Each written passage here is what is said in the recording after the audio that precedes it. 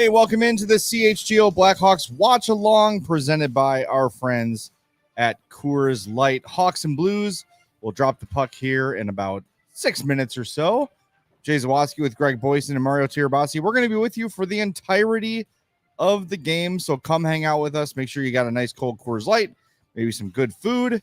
Stick along for the ride here as we look for the Hawks to put that final nail. You know the nails are well in place. Yeah. Maybe it's screwed in and they have to tighten this one final screw. Right, there's a couple left, you know. It's just Knights later tonight. So yeah, I know if the Blackhawks win in regulation, the Kings clinch. Yeah. And if the Golden Knights win tonight, does that totally eliminate the Blues, or they still have a mathematic? Do they get the tie or I something think like they that? would be done. I was told there would be no math. Because that would put them 6 points ahead, but the Blues still have 3 games. So maybe they Blues have a are- tiebreaker. Blues are 5 points back with Right. They have 4 games. 4 left. games to play, 3 after tonight. So they would be 7 back with 3. Yeah. If Vegas They'd be win. 7 back with 3 to go. So the Blackhawks can end the Blues' Let's go, very, baby. very dim dreams of making Well, if the Blackhawks win in regulation. in regulation and the Golden Knights get any points, They're done. they would only be able to tie. Right. And the Golden Knights have more regulation wins And one more game, I think. and one more game in hand. Yeah. Yeah. So, So so essentially, you know what? Let's a Blackhawks regulation win all but ends the Blues season. beat them in regulation. We wanted to think about it. a reminder, sounds Windy like a City lot of Hockey fun. is at the game. Shout out to Windy City for actually Hey. tuning in to the start of our Sweet. show. Thank you. Taking some Sure. sweet picks too down there. Yeah. Good stuff from him. Well, here's how the Hawks are going to line up tonight. Your top line is Connor Bedard centering Lucas Reichel and Philip Kurashev. Yeah, Jason Dickinson centering Colin Blackwell and Joey Anderson. Whoa. Thank you. Whoa. Sorry. Andreas I had liquid Athanasiou in my mouth. Yeah. centering Tyler Johnson and Taylor Radish. That's not Lind. And Mackenzie Entwistle centering Landon Slaggert and Ryan Donato. Your D pairs, Vlasic and Jones, Korchinski and Megna, Tenorti and Zaitsev with Peter Mrazek in goal. So here we go. Hawks and Blues. It should be I mean, look, at this point, I hope they're taking a little bit of pride and fun in the ability to end seasons and the ability to knock teams out of the playoffs, especially, I guess, the team we would consider their main rival now. Yeah, I mean, you should. The Blackhawks could really screw up the Western Conference playoffs here the last week of the season because the Knights and the Kings are neck and neck. They don't know Yeah. who's third and who's going to get the wild card. They play both of those teams to end the year. Not that it's much of a difference. If you finish in third in the Pacific, you play the Oilers. Congratulations. Good luck. If you finish in the wild card, you play either the Stars or the Avalanche. So pick your poison. Boy, who would you rather play? Of those 3, who do you want in the first? I guess you'd say I guess Edmonton because they don't have. McDavid's a little banged up too. I mean, So maybe you catch him hurting a little bit. they're the least complete team of those 3 teams, Yeah. but they're still But really they still good. have They still have Connor McDavid McDavid and, yeah, and Draisaitl, Leon Draisaitl and Zach Hyman. career Pudwack Corey Perry. Yes. Yes. No longer our Who- Pudwack. who No. Apparently, being the czar of Pudwackistan, you can rule over other Pudwacks. Apparently, not a fan of Evander Kane is one Corey Perry. Ah, Was Interesting. screaming at him on the bench. That same game that he was telling the Flames that they're so bad at the end of the game. Saw that. yes. There was a You're play. so bad. There's You're a so bad. there was a play where Evander Kane had like a wide open shot and he dumped it in, or it was the other way around. And like Perry got on the bench and like slammed the door and sat down next to him, was just like screaming at him, like, you're dumb. It's pretty amazing that for as long as he's been there, Corey Perry's really the first guy with the Stones to say something to him. Well, Oh yeah. apparently he doesn't wear tracksuits anymore, so the team couldn't throw it in the shower. Oh, fair enough. Fair enough. Fair enough. Anyway, yeah, it's the just the playoffs in general are going to be awesome. Gonna be Like, awesome. there's so really you go top to bottom in each conference, and you can make an argument that like 4 or 5 of each conference could win the cup. Yeah, Yes. that's the beauty of it. I mean, the Stanley Cup playoffs are the best. Mario and I were talking yesterday about like how often do you see a 7 or 8 seed make a run to either a conference final or the NBA finals in basketball? And we what 3 times since It was 2003 or it something? was since 1990. Since you were born. So in my lifetime, there have been 3. I think it was 5 seed or lower. Or no, it Bottom might have half been 3 teams. or 4 conference 5 seed or lower teams to reach the NBA finals. Right, and we've had It was double either that 3 in or the 4 last if I remember. And 6 the or NBA 7. and the NHL was like 20. almost every year. Yeah, sitting in Yeah. that same time frame. So, Well, that's what they want. I mean, they want parity. They talk about it all the time, but yeah, it's gonna be. I really don't like. If I had to make a pick now to win the cup, do you guys feel like? well, we're gonna have. To in a few I am days. definitively sure that this team has I'm- the best. Like, I really don't. When have it that comes to feel. picking, I'm going to pick the team I picked in the beginning of the year just to stick with it. I have to remember who that was. Calgary? Their neighbor. Yeah. By the way, I hear a rumor, and I'm sure we'll talk about it a lot tonight. If the Coyotes go to Utah, which certainly starting to sound Sure like looks it, that It way. sounds that way. I hear, or I don't hear, I read a scenario where if that happens, Utah goes to the Pacific, and they're currently in the Arizona's in the Central. Makes sense. Denver would go to the or Colorado would go to the Pacific, Uh-huh. and then the 2 Alberta teams, the Flames and the Oilers, would shift to the Central because they're closer, they're further that's- east. Than yeah, those teams. Okay. I don't know if Interesting. it's kind of an even trade off Because aren't those puck drops at 8? they're in the mountains. I feel like when They're they play mountain them time puck zones, drops They're at in eight. mountain. Yeah. They're both further east That makes sense. than Than Colorado. Colorado is? Definitely Utah. In Utah, yeah. Yes, for sure. Well, let's move the Hawks to the east. Yeah, I mean, just if you're gonna move Arizona to Utah, just just from St. Louis. Oh, just sorry. add in Houston, and then Chicago can go to the east, and everything Sure. will be fine. Eastern Conference will have all 6 original 6 teams. You can reamp up all your original 6 rivalries. All the historians can stroke themselves to the memories of the original 6, and I would. Bobby Orr and all those things, and yeah, it'd be great. Great for the NHL, the old NHL. You're back. Way to go. Well, it's I just think it's it sucks for the Hawks to be the lone original 6 team in the West. And I know Columbus is technically more east, and Nashville is technically more east than Chicago. Columbus is far more east. Yeah. But it's just screw them. Yes, Well, absolutely. they're in east anyway. You Duh. guys want to light the lamp Yeah. before we get puck drop here? Light the lamp. Yeah, we're lighting the lamp. So here's what I found today because I read it on an email. Nice. Ryan Donato has 14 points in 21 career games against St. Louis, including points in 9 of his last 11. That's 4 goals and 7 assists. Perfect. Ryan Donato is our pick to light the lamp. And the game's Whoa. underway. Game's That was- underway. Wow, that was fast. We're at Okay. 1940, 39, 38, and so on and so forth. Well, I said that when they were like just kind of showing the coaches, and I thought, okay, we have like another 30 seconds. Nope. No, it was immediate puck No, drop. hey, you know what? game We've is played on. like 40 seconds. There hasn't been a whistle yet. That's a rarity How for about a that? Hawks There you game. go. Usually there's an Or a icing in goal the against. first. It's about 10 seconds. Usually there's an Yeah. icing, I would say average every Puck out of play 7.6 or- seconds Yeah. to start a game. Yeah. Brandon Saad starting the game for the Blues. By the way, our Hoosier Hawk picks. I have Connor Bedard. Greg has Seth Jones, and Mario has Lucas Reichel. Doesn't matter who Mario has. He already won.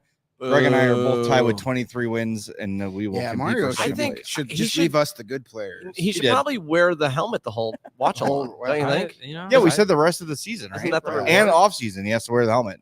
All Sure. shows.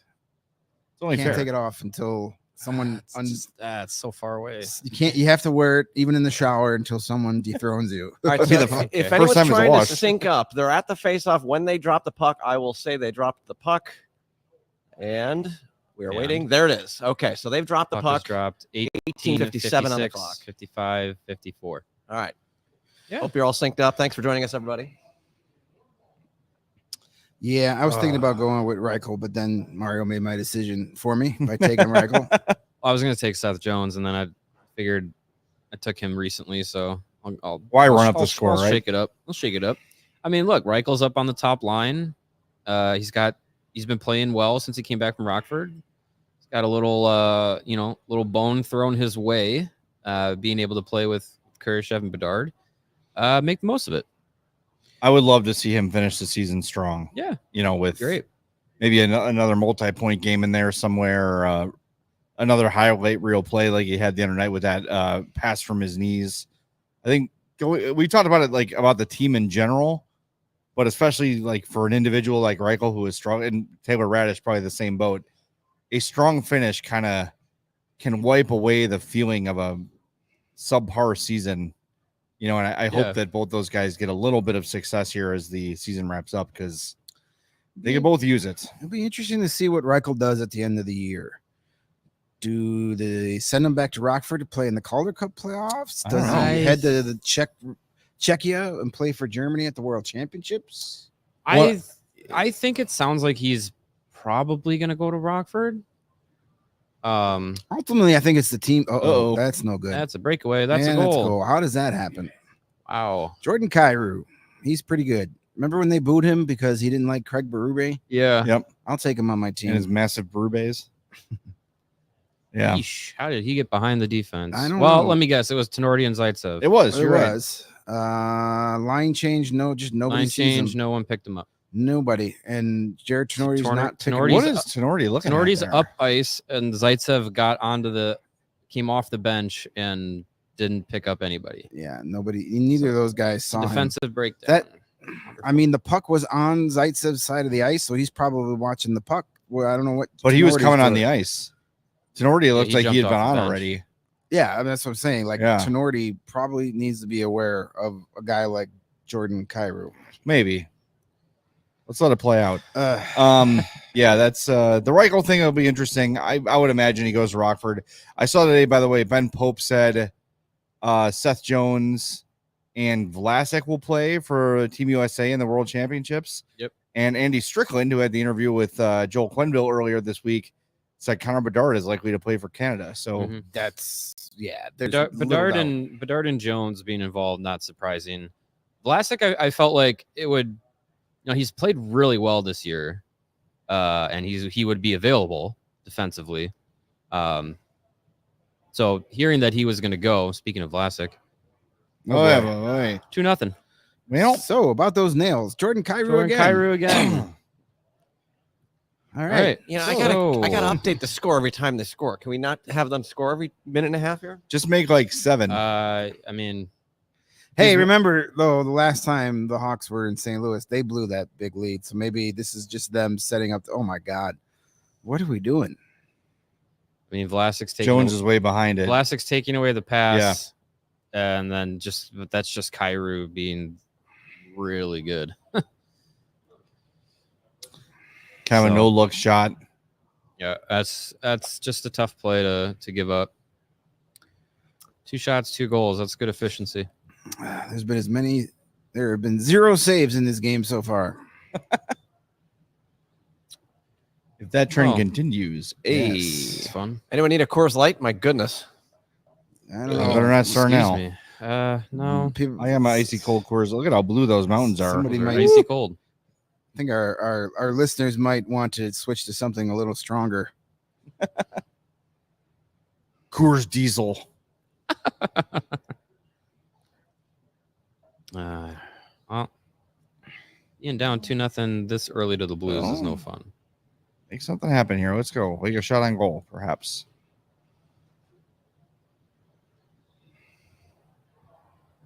There's a shot. There you go. There's a shot. Oh, first save of the game. There you go. Good job. I had my prize picks. Saves in the game. 1. I picked more than. Nice. It just hit. Nice. That was a selection? No. Oh, I was gonna say. I know it's they got. It's Taco Tuesday. I know they got different deals on a Thursday or Wednesday, whatever day it is. It's Wednesday, right? I know they got different deals. Taco Tuesdays every day. But yeah, 1 over half a save or more than. I know they're doing one in the UFC for this weekend's fight. I think it's Justin Gaethje, I believe. It's more than 1/2 of a significant strike. So basically, he just has to hit one power punch, basically. I don't know what any of that means. And that's it. So you just got to punch the guy? You got to punch him significantly. Okay. How was that measured? His head goes back? Oh my God. This is Can we call is this off? happening? Please All do a right. post-game Uh, show. Reese- Jesus. Restart the Hit post. the reset button. Oh my Reset. God. This would be an NHL 94 on the Sega Genesis where Yeah. I just reach over and hit Oops. reset. It's like, screw this. There's Luke Richardson, who I'm sure this is all his fault. Joey Anderson standing still.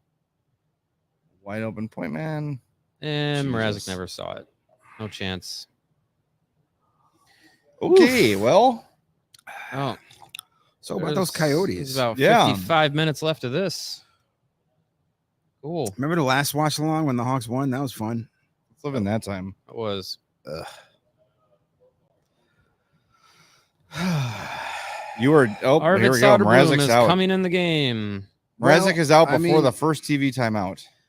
Mrazek is pulled before he He even didn't makes make a save. And it's not 100% his fault, but yikes. I mean, that one I did not love. That's a wide out point shot. He was sliding the wrong way. It was weird. Is that a new I helmet, by mean, the it way? was screened. He It's never weird saw seeing that. this from the other way. Usually it's Mrazek. It's usually, Yeah. yeah, right. Bizarro world. Ooh. Well, this Boy. is I don't know. I doubt Luke's gonna blame Mrazek for this. This is a typical No, this is a wake the your, team up. this is a kinda wake your thing. ass up moment. Yeah. You thought maybe 2-0 would be the wake your ass up moment, but apparently You'd not. think.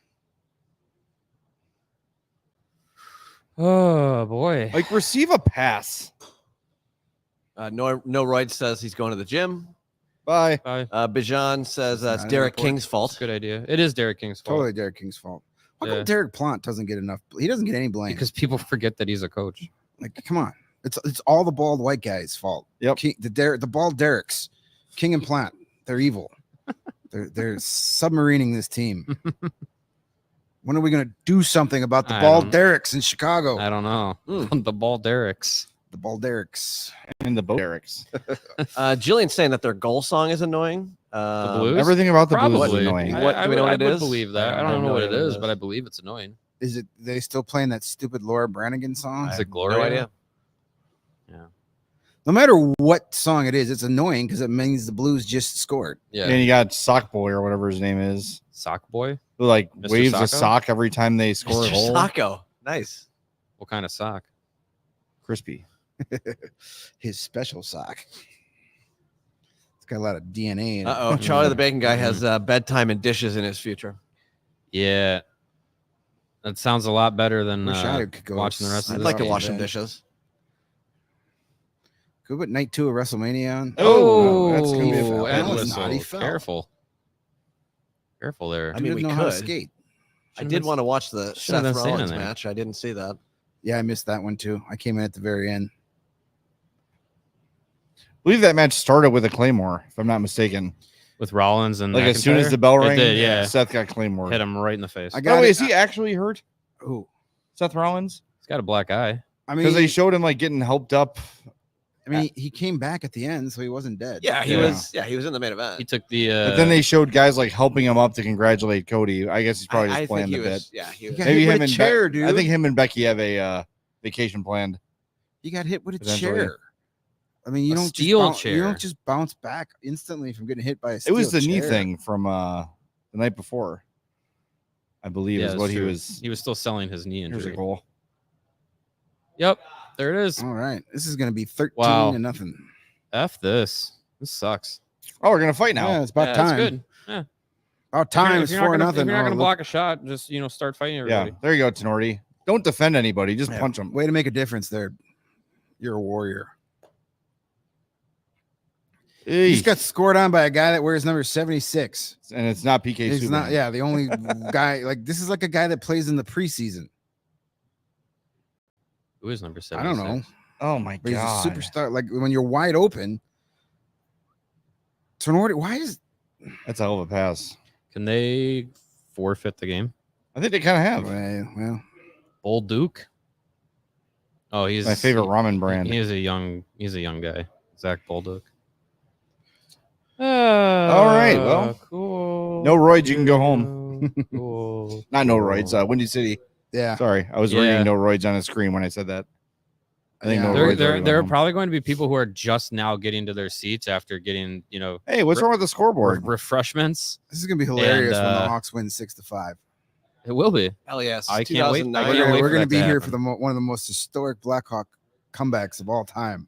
That's great. It's Buddy Robinson's music. I will settle for a save at this point right now. Yeah, I mean, Let's take some baby steps. yeah, but the comeback starts with the first goalie save. Played Hopefully that happens within the next 5 shots.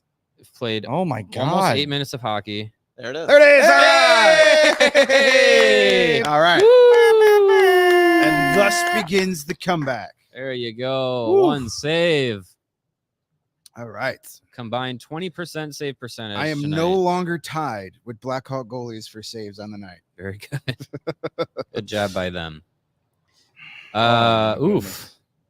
That's all you can really say Well, about this that. is a really good ad placement for Chelios's booze. Hey, Yeah, are you right. still watching this game? Go get Drink yourself some of this. drink my tequila and forget about life for a while. Oof, boy. You What guys are the are, Cubs doing? you guys they are winning watching at least? this- You don't want to know. if you're watching the losing? Oh, stream. Cubs are blowing it. Cubs are getting shellacked as well. Well, I did take the Padres team total over, so that's good. Oh, well, Wow. thank God. We're all very I happy do have for a you. new figure on screen. Can't see it. You can't. You don't. Oh, Who is it? What's it look like? It's the undisputed World Wrestling Cody Rhodes. Mm. champion. Mm. Yeah, figure we were just talking about that stuff. Ooh, guys, a new episode of SWAT's coming on. Can we do like a watch along of something else? Yeah, Yeah, can we turn on something else? I'd Can much we put rather, the Knights Oilers Like game season on? 2 of Arrested Development? Can we I'd just do much that? rather watch anything else than I mean, this right now. Knights Season and 9 of Oilers the start in 8 seasons? minutes. We can watch that. At least it's hockey. Oh, I God. don't know. I don't know. Ooh, good, Can we good, just put on like an old good deals Royal going on in Rumble or Arts, something? though. Like the 92 Royal Rumble or something like that. That'd be fun. Joey Smith with a $1.99 super chat. Cubs and Blackhawks are making me sad. Yes. Yeah. Yeah. That's what they do. Yep. Starting to think that this I'm starting to think that the this is the year that Kyle Hendricks might actually be done. Yeah. I know like the last 3 years It's why people I have bet said the Padres team total over today. like, oh, I think he's done, and then he figures it out. Yeah, I think he's actually done this year. When you've never been a velocity guy ever, and then you don't lose have even it. more velocity, Yeah. at some point you become a batting practice pitcher. Not great. Love the guy. See, you got the new YouTube setup too, Yeah, I don't where like the it. like button and the subscribe button are hidden behind the chat. Oh, Why would they yeah, do I didn't that? even notice that. Because it's because people just have to mess with stuff. Why would they do No, that? why Because I know. I do. I don't there's get this. nothing YouTube dumber. has had the same format for 175 years, and all of a sudden, some dickhead gets a promotion at Google, and he's like, Okay, "Here's my big but idea. Why I'm going would to you change hide the the format." like button? That's how you like. Yeah, that's Exactly. That's the like the like main and the thing. And And subscribe why do are I like want the 6 two important videos I might things. potentially watch instead? Yes, Jay.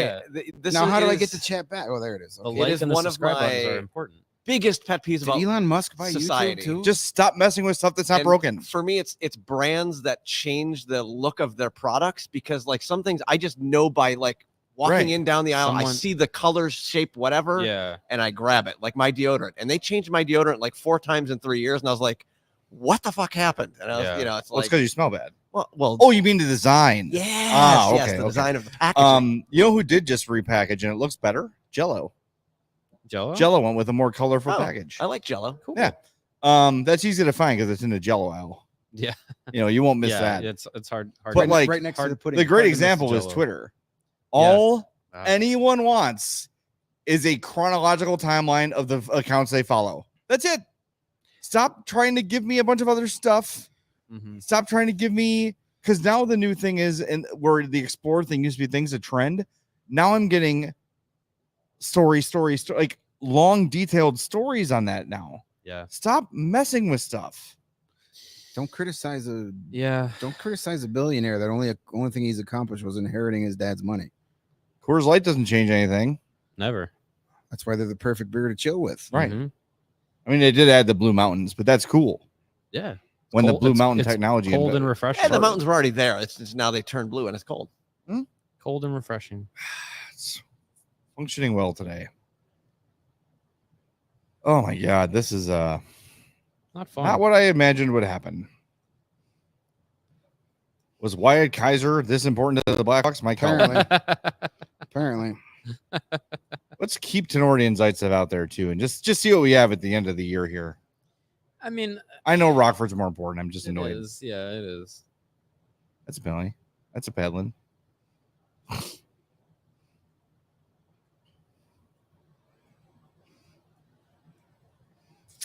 Olivier Dumont with a 99-cent Canadian super chat for us. Oh, thanks for the nickel. Currently doesn't have a message attached to it, but if he does throw it in there, Cool. I will read it. Well, thank you. Appreciate it. We'll take Your Canadian we'll dollar. take your Canadian 99 cents. Couple loonies here and there. Wherever Nick Foligno is right now, he is losing his ever-loving mind. Probably. Do you think he traveled with the team or no? He did not. He did not. Okay. It was No. we. Oh, right. Yeah, there was some yeah. confusion in the verbiage used. Correct. Verbiage. For those of you watching at home, if you'd like to sync this trash up with us, we are at 10:04, 3, 2, 1. The 10-minute mark has 10 just minute hit. mark, halfway through. And that means we have First 50 period. more minutes of this crap to go. Yes. Hooray! Uh, Let's see, 4 goals. See- Will the Hawks allow more goals and shots? Will they get up to 4 shots this period? if we Currently my- not at this pace. They're on pace for theory 2. is sticking through this game and watching as many bad Blackhawks games as we've had to the last 2+ years. It's going to get me in heaven. Yeah. You're buying me all the good karma for the afterlife. Like, Yeah, there you go. you suffered enough in life. Enjoy Kingdom Come. I set up Enjoy a poll. some good hockey. Will we have more than 4 shots at the end of the first? Please vote on the poll. Not looking good. You actually have to have the puck. You got to have the puck and then shoot it Yes. unencumbered towards the net. Oh man, I thought we were gonna get glitched. Damn. Yeah, that'd have been too bad.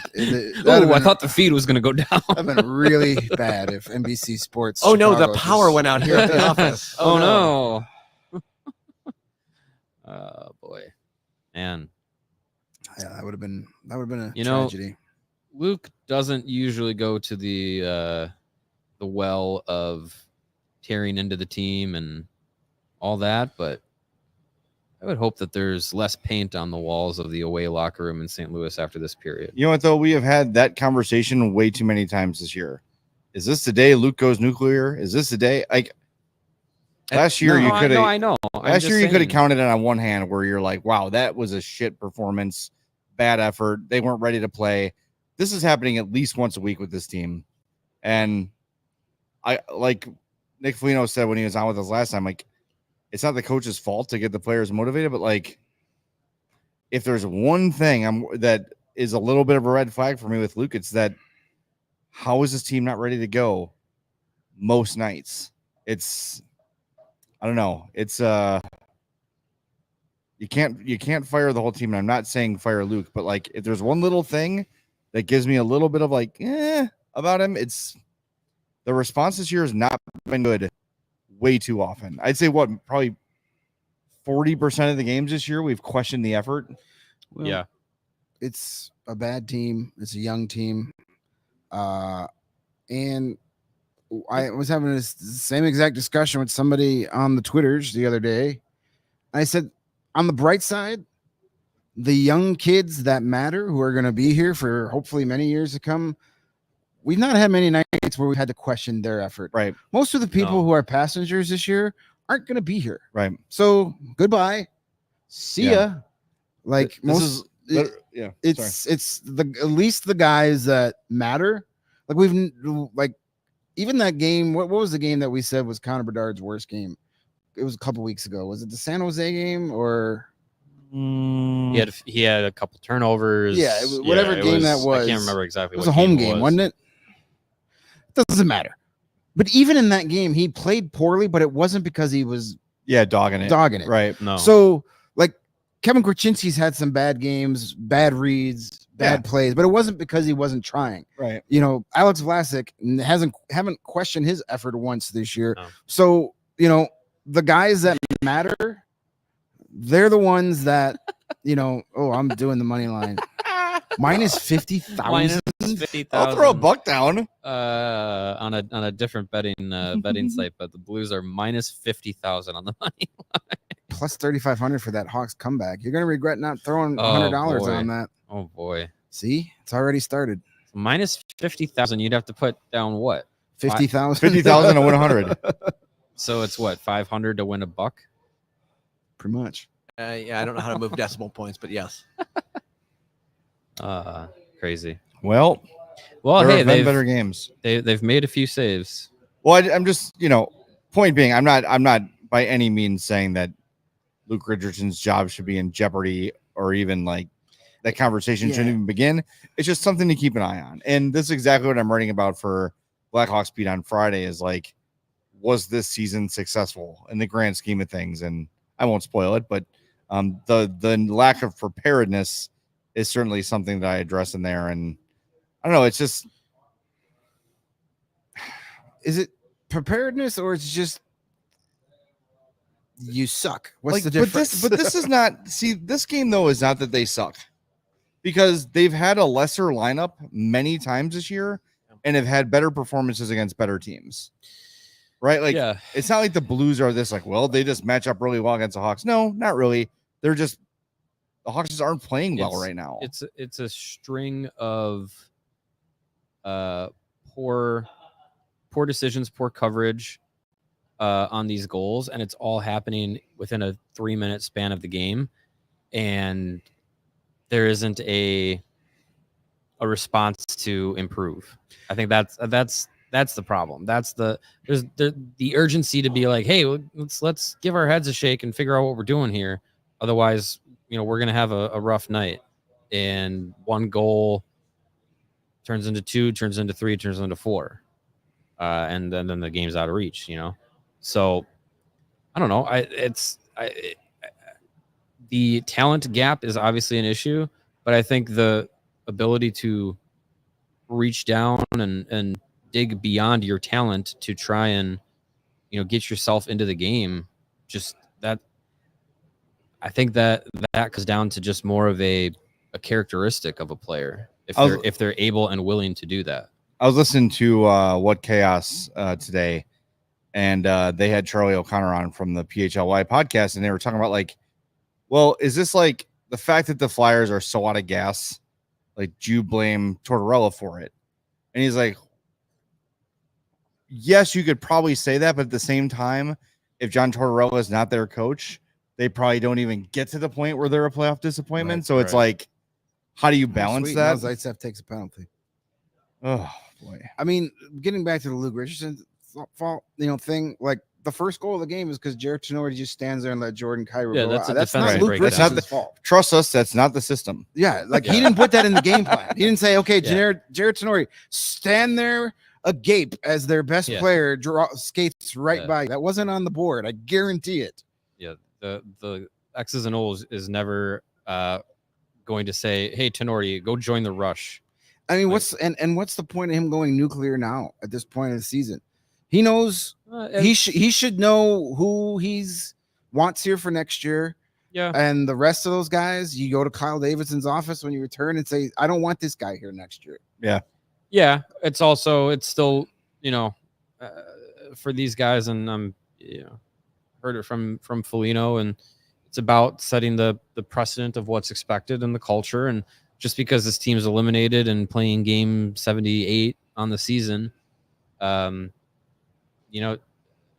doesn't mean that, looking for the exit door is fine. And having these kinds of performances are okay or excusable. Like you still have to treat every game like it's important. Because if you don't, then what's the difference between, putting in an effort like this when you're eliminated in game 78 or when you're not eliminated, but it's game 33 and you put in an effort like this and to know, no repercussions to it. So it's very easy to just be like, yeah, pack it in. Who cares? Doesn't matter. But that's not the attitude that you want these guys to have. Well, now the rest of this game, the next 54 and a half minutes, is how do they respond now? Right. Yeah. Do they completely lay an egg? Does this game end up 10-0? Does it end up 9-0? Or do they actually put up a bit of a fight and show some pride? Kill this penalty, and get one before the end of the period, and you never know. I'll take a shot on goal. The goalie just touched it. Does that count? No, I mean, the Blues are they're playing fearlessly right now. Well, they're playing like a team that knows they have to win out if they have any chance to win get to no the wiggle room, and they're up 4-0. Yeah, look at the goalie's just like out. This is the third time he's done that on his power play. Well, he's trying to get his second assist of the game. Careful, I he's going mean, to catch Taylor Radish soon. you. This is what, if you're the Blues, you'd hope your team would play like. They can't lose, especially to a team like this. Yep. You can't have the Blackhawks come in here and beat you when you're Sure. fighting for. So take them out of the game right away and don't let them back in. Yeah. Yep. That's a factor as well. But the Hawks also need to be ready for, hey, the second the puck drops, this team's going to come at you with everything. There's not going to be a feeling out process in this game. I said earlier this year that this is who they are. This is who they are. They've been this team all year. Like, there's no reason to be disappointed or even upset at this point. This is what they do. They're an every other game team. They've been that way since the start of the season. They've had a lot of bad luck injury-wise, but it's their identity. They're an inconsistent bad team. That's who they are. And they could salvage this game by playing hard the last 40 minutes and not completely embarrassing yourself. We're winning 5-4 when the Blues do the thing in OT where they add the fourth guy or whatever. There you go. We're gonna win 5-4. So they don't get any points. Yes, exactly. Olivier Dumont, our Canadian friend, threw another 279 to say it will be the opposite at the Winter Classic. Yeah, speak louder. I Can't certainly hear hope you. so. What? It will be the opposite at the Winter Classic. That'd be nice. Yeah, I What hope was the so. opposite. Yeah. Yeah, Certainly hope so. that would be But wonderful. based on their past history of the Winter Classic, I'm not holding my breath on that one either. No, Was I at the only winner if I was at the Soldier Field game? Have But they that won wasn't a other Winter ones? Classic. That that was was a the stadium stadium series. series. Oh, Yeah. Never mind that. But that was their only outdoor. That was win. their only at-home Winter Classic. Okay. Because, well, if you count the Notre Dame one, that's technically at home, but it's South Bend. But the only one that was in Chicago that was a Winter Classic was the first one, 09. Yeah. Because they were at home for the Stadium Series. It was And very then- cold that day. The other two Winter Classics That that was- they've been in were As cold as I've been in my life. in Washington and in St. Louis. I was nice and toasty because I was at the Channel 5 studios, and I was very upset that my coworker was at the game and I didn't get to go. I was stuck at the office to cover post game. I did a 3-hour pregame show on the Score from the driveway between the field and Soldier Field. And there was Wait, and it Soldier? was in February. You mean? Oh, you're talking that? I thought you were Talking talking about the Wrigley. Stadium Series game. I Yeah, meant I thought that's Wrigley. what you were talking about. I'm sorry. okay. A 3-hour pregame show? Yep. From the driveway. So as you can imagine, the wind coming off the Yeah. lake between those two buildings. Oh, And then I'm like, well, some guy from the NHL had a block of tickets like this. He's like, do you want to go to the game? I'm like, what's being a little more cold? Yeah, right. So I went to the game too, and then it snowed like crazy. The We were game was parked- fun. that was The game was awesome. fun. I didn't see any of the wonderful. first period, and my beer was fully covered in beer or snow, and it was amazing. It's a wonderful atmosphere with the snow coming down and everything. It's beautiful. A lot of great Yeah. photos. But yeah, I'd imagine sitting in that crowd was not the easiest thing to do. No. That was amazing. Coors Light was going down easy. I was definitely chilled. Yeah, that was the chilling was It not was a problem chill. that night. I Those promise you. mountains were sure Mountains blue. never were not blue that I night. went back and listened to that show, and like after an hour and a half, I could barely speak anymore. We were just talking about it was like, oh I my mean, God, to it be was out there awful. that Man, long what and did that you do? Did you have and guests? that cold. We had a couple guests, but I mean, we did kind of like a general sports show, with like a Hawks lean. We did some other stuff, but That's a long time. oh my God, It's a long time to be not only just on the air, but also on the air outdoors in February. and where are they put? Like, you're just putting us like in a wind tunnel. Yeah, in a wind tunnel. Just put us in a meat locker instead. At least there's no wind And there's meat. and there's meat. Exactly.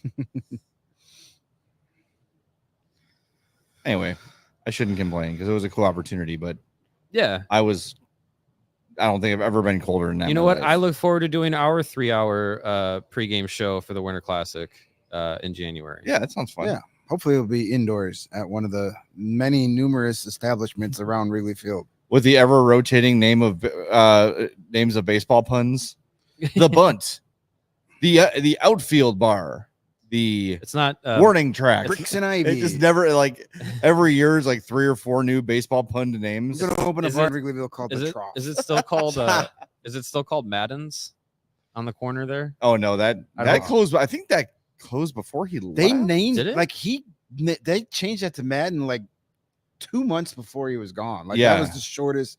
Then there was a Rizzo's over there too. For Yeah, the Rizzo's Yeah, is not over related to there. Anthony, but good marketing by Yeah. those people. Yeah. Whoops. Now it's called Michael Bush's, oddly enough. Bushes. Bush No, what is better. that? Where Madden's is? I forget what it is. What Madden's was now. There's like a Jenny's ice cream there. Yeah, I was gonna There's say. I a- know that Jenny's ice cream is right there. Even at Starbucks. At Starbucks is a Foxtrot now, I think. Drive Secure in the chat said, I just got home, turned on the game, and did a double take at the score. Yep. No, That's what's your- happening. Your Yep, eyes you're- are not Don't deceiving adjust you. your television. It is exactly as you see it.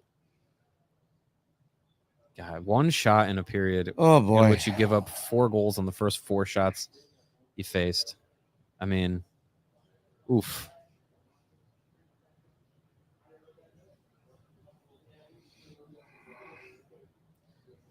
Six shot attempts. Oh Jesus. And they're going to call that offside. Cool. Reichel sandwich. It's like a schnitzel.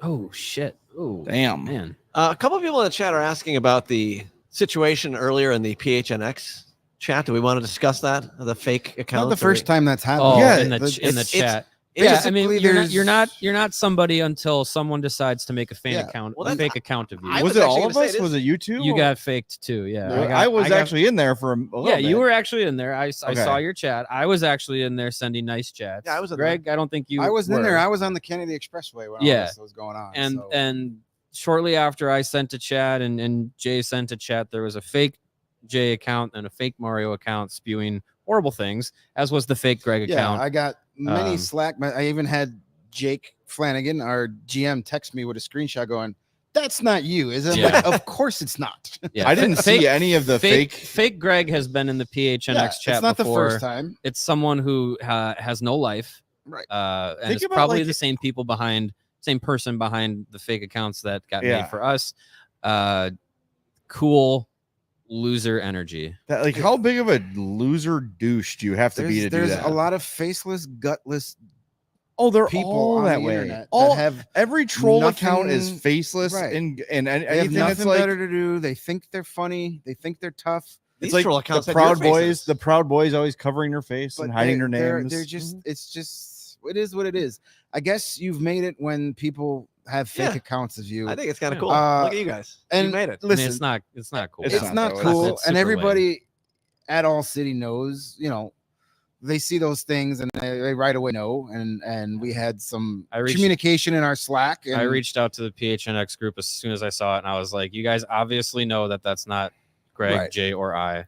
And you know, making but those then statements. you get people who think it's us, and then they come in our chat going, "Why'd you say that stuff?" And it's like, yeah. you're just as big of a dope as this person is if you think that's Yeah. actually us. And I want to say, like, that I would go into my own company's chat and celebrate something like that is going to ultimately hurt our company. right, Right. Like, And I our- love my job. and I'm our not- friends. Right.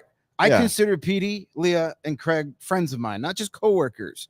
Patrick Brown, who covers the Arizona Coyotes for NHL.com. He was a colleague of mine at the Hockey Writers for years. That kid has grinded his ass to get where he is. You know, my heart breaks for these guys. Mhm. There are a lot of people that depend on the Arizona Coyotes to support their families, whether Yep. they're covering it media wise, whether they're a ticket sales person, or like when you see a professional team, it's more than just the millionaires on the field and the coaches Right. behind the bench. It takes a whole army of people, and most of those people are living paycheck to paycheck, just like the rest of Yes. us, and trying to feed their families.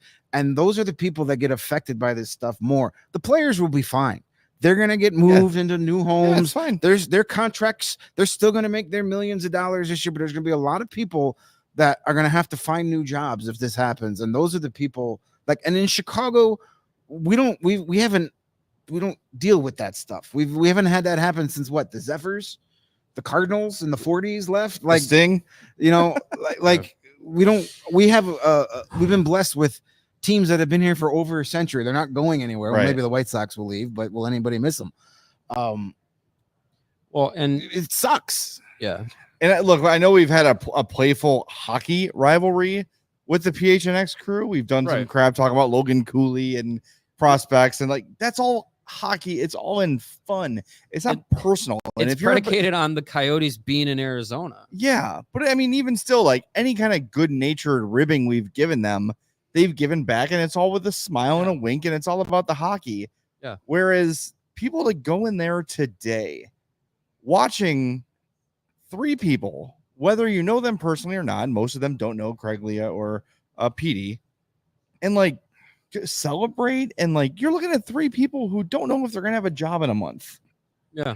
Trying to bring you, like, it's just, and I'm confident they will, but at the same time, it's like, what motivates a person aside from a stunning lack of attention as a child, apparently, that would cause you to go in there and dunk on people who are clearly suffering? It's just something missing in their life that they don't like about themselves, probably. Yeah. Well, I mean, it's definitely what it is. It's, And listen, is this, finally, First period's over, by the way. yeah. oh yeah. In case you missed it, One shot. is finally putting this experiment to an end long overdue. It is. Probably. Let's be honest.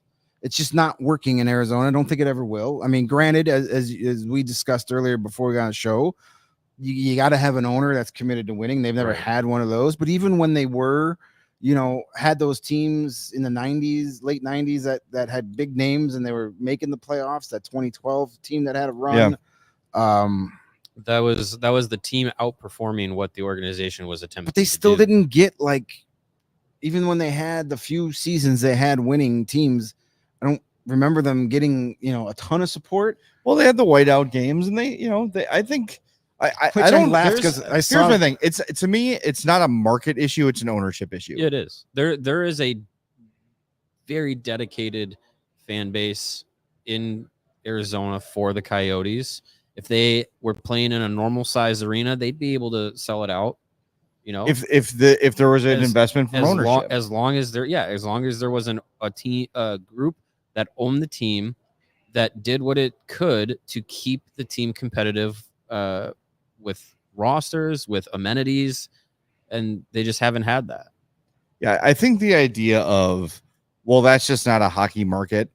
I don't know if I really buy that. I think when you look at the failures that have happened around the league, I mean, look, they're talking about Winnipeg potentially failing again. And don't tell me there's not a market for And that's- hockey in Winnipeg. And that's That's a a team good going team. to the playoffs. right. Yeah. So So what what's it the tells you problem is there? it's management, it's ownership, it's those sort of things. And I think had the Coyotes acted like the Nashville Predators throughout their time, where we were critical of the way the Nashville Predators operate, but the reality is they kind of can't rebuild. They kind of can't do what the Hawks have done and be Yeah. completely bottom out terrible. They have to kind of try to do it on the fly, the he who shall not be named method, and hope that it works. And this year they've had some success. They're in a playoff spot. We'll see what happens. Well, They're probably not going to win a cup, but like at least the Nashville Predators have shown through their existence an effort to win. They go early on, they get Peter Forsberg, right? Yeah. They pay for Shea Weber, they pay for Roman Josi gets the money he deserves. Like Pekka Rinne is not a guy who, if all these guys were Coyotes, they'd be flipped for draft picks, and they wouldn't, and you wouldn't have Coyotes legends Pavel Datsyuk, Marian Right. Hossa, and the list goes on and on. Right. Right? Like they never ran that team the way a team is supposed to be run. Right. And then when you go to your community who may not be interested in hockey, they go, why would we fund an arena for you? You've sucked for 25 years. Why should we spend taxpayer money when you won't spend your own money to make the team competitive? Right. And that's the problem. If a team came in and ran things properly, there's nothing about Arizona. There's nothing about Winnipeg. There's nothing about Atlanta where a hockey franchise can't work with the proper leadership. Yeah. Look how shitty things were for the Hawks under Bill Wirtz. Right. It's not Chicago. It's not that hockey wasn't viable in Chicago. It's that the team sucked and fans were like, F this. Mhm. I'm not putting my money towards this. Right. And if the team had continued to operate that way through the mid to late 2000s into the 2010s, who knows? Maybe they would say, you know what, we have to make a difficult decision and move one of our original 6 teams because no one in Chicago cares about hockey anymore. Right. And we're losing tons of money on an opportunity to have a viable franchise there. If that would have continued, like, who knows? Yeah. Would they have actually moved out of Chicago? I don't know. But without the team having any success, without there being any, I'm very distracted by the Cinnabon. Yeah, I would need that right now. Without an organization trying to succeed and just being some like side project for a millionaire, billionaire owner, you're never going to have success. Well, they need to do a better job as a league of vetting the owners and saying, Well, yeah, what kind of money do you have? What do you want? What are you going to spend? And now the NHL reportedly is going to buy them for $1 billion and sell them for 1.3 billion. How can you value that organization at that? They must know that that's what Salt Lake is willing to pay for a franchise. Well, and then how is that reward you? So you're rewarding the current owner by buying it for $1 billion from him. So this guy, they've been rewarding the owner for nothing. decades. I mean, there's so many people to blame for all of this. Yeah. The NHL has failed them. This is when The Gary NHL Bettman owned that team for a while too. Yeah, because no one else wanted them. Yeah. And they still, when you allow an owner to just take contracts for guys that are never going to play for your team year after year after year, just so they could meet the cap floor, and you allow that to happen, Right. that's on the league. Yep. That's on Gary Bettman. Gary Bettman's going to get all the flowers in the world when he finally retires, which should have been 10 fucking years ago already. They're all going to say, well, look at all the expansion since he's been here. Look at all the outdoor games. That's all Gary Bettman. Look at the Arizona disaster. Yeah. That's all Gary Bettman too. Well, yeah, I mean, look, you could look at all the bells and whistles that have happened under Gary Bettman, right? Like the Winter Classic and the Stadium Series, and however many ways you want to rename an outdoor game. Is the game, in terms of, I think the game on the ice itself is as healthy as it's ever been, but is the interest in the game better than it was when Gary Bettman took over? I think that answer is, you think so? Yeah. You think there's more interest in hockey from the general public now than there was before Bettman took over? I do. Yeah. In the early 90s? Yeah. Where could you watch a hockey game in the early 90s? ESPN2. NHL Tonight was on ESPN all the time. Love the graphics. Gary Thorne, Bill Clement. Hell yeah. It was a big deal back then. And you could see Mario Lemieux and Mark Messier and Wayne Gretzky. That was in the 90s. That was already Bettman. The NHL had a huge opportunity when the NBA didn't have Michael Jordan. And there's the famous Sports Illustrated article from that like 1994-95 time frame where it's like why the NHL is hot and the NBA is not. And they had an opportunity to really, push the league and the sport forward. And what did you get? A lockout. Yeah. Like, cool. Yeah. Could it be better? Oh, 100% it could be better. It should be better, but than it is now. I just think if you went back to the 80s, 90s, whatever, and said, well, if we walked out on Madison Street right now and pulled aside random people and say, tell me 3 hockey players that are not on the Blackhawks or haven't been on the Blackhawks. Well, you wouldn't know that in Chicago because you couldn't watch the Blackhawks on TV.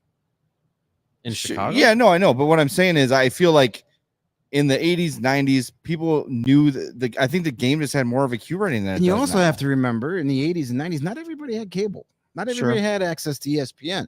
So the only way you could watch hockey was to pay for it. Yeah. I didn't have cable in my house until 1988. Well, not everybody had the Outdoor Living Network and Versus either. Right. I'm not saying the league is in perfect health, but I think there are more people. Obviously, there's more people that know about hockey because there's more teams. There's 14 more teams. Yeah. There's 14 more markets. So I think the league itself is in better health now than it was, and he took over. But not. I think that's more in spite of him than because of him. Maybe. Who is this kid? It's probably a Look at the Foligno. hair on that dude. It's probably a Foligno. There's always a Foligno running around after practice. Speaking of Folinos, someone joked earlier in the chat that could you imagine if we had him on set to watch since he's not in St. We'd Louis? have no more TVs, I don't think. I know. Which would be a blessing. If we just sat him right in the middle there, he would Nick, probably your be thoughts? having a nightmare. Couple other things going on in the chat. Let's see here. We have a $10 super chat from Lebowski 5. Thank you. Would you rather draft one of the best forwards at the top and a very good defenseman with Tampa's pick, or a top defenseman at the top and just a forward guy with Tampa's pick? You've been watching this game. Draft a defenseman. Draft the best player, regardless of position at number 2. If they're at number 2, you're at your best player available on your board. If you're number 1, it's Celebrini. I think if you're at number 2 or if you're at number 3, I think you have some choices to make. I mean, you have top end defensemen available, you have top end forwards available. So, with how Vlasic has developed, with where Korchinski's at, you have Del Mastro, Allen, Kaiser, Rinzel, like some really good top end defensemen in the system. You could add to that with a guy like Lashunov or Silyev. Like, you could add to that with those guys. Or if it's not Celebrini, I don't know if you've been paying attention to Ivan Demidov, but holy shit, he is lighting up the junior KHL or junior Russian MHL playoffs. I think from if I remember correctly, seeing from friend Cam Robinson of Elite Prospects, he said that Demidov has the most points by a draft eligible player in that league's playoff history. Something like 21 points in 13 games or something like that. Like, he is lighting it up. And I've seen a lot of people who are into the stats and graphs and everything.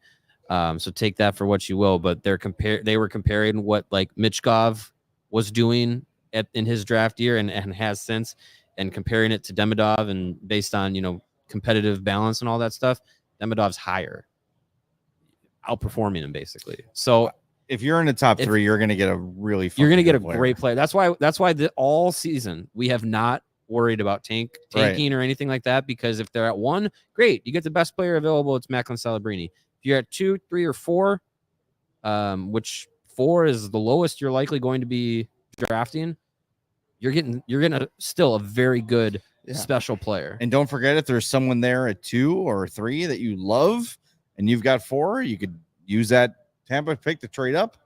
You could use any of your myriad thousands of other picks coming up over the next couple of years. 4, you might have look what happened last year. They were trying to move up to get Oliver Moore, and then he fell to them at 19. Right. If you're at 4, I'm sure you have a handful of guys that you're if they're available with any of them, we'll be happy. Well, take your pick. The names we said was Celebrini, Levshunov, Demidov. Those 2 last names I mentioned were not even in the conversation for a lot of our draft talk. We were talking about Eiserman and Cade Lidstrom, and those names are, guess what? Someone's gonna be there at 4 or 5, 6.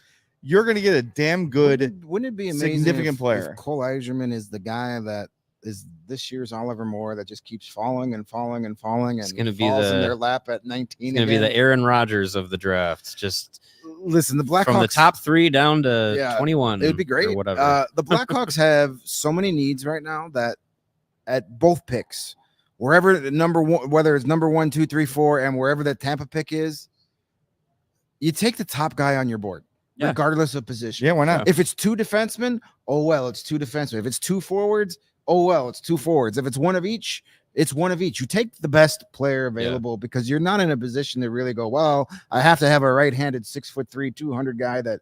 No, you take the best player. Yeah, I agree with that. And whoever that is on your board. And look, you're right. And you list all the really good defensive prospects the Hawks have. It's really easy to trade defensive prospects. If you have too many, you'll find somebody who's going to need one and want one. You got Nick Foligno and Taylor Hall for Ian Mitchell and Alec Regula. Yeah. Defensive prospects that didn't really have much else to go in this organization.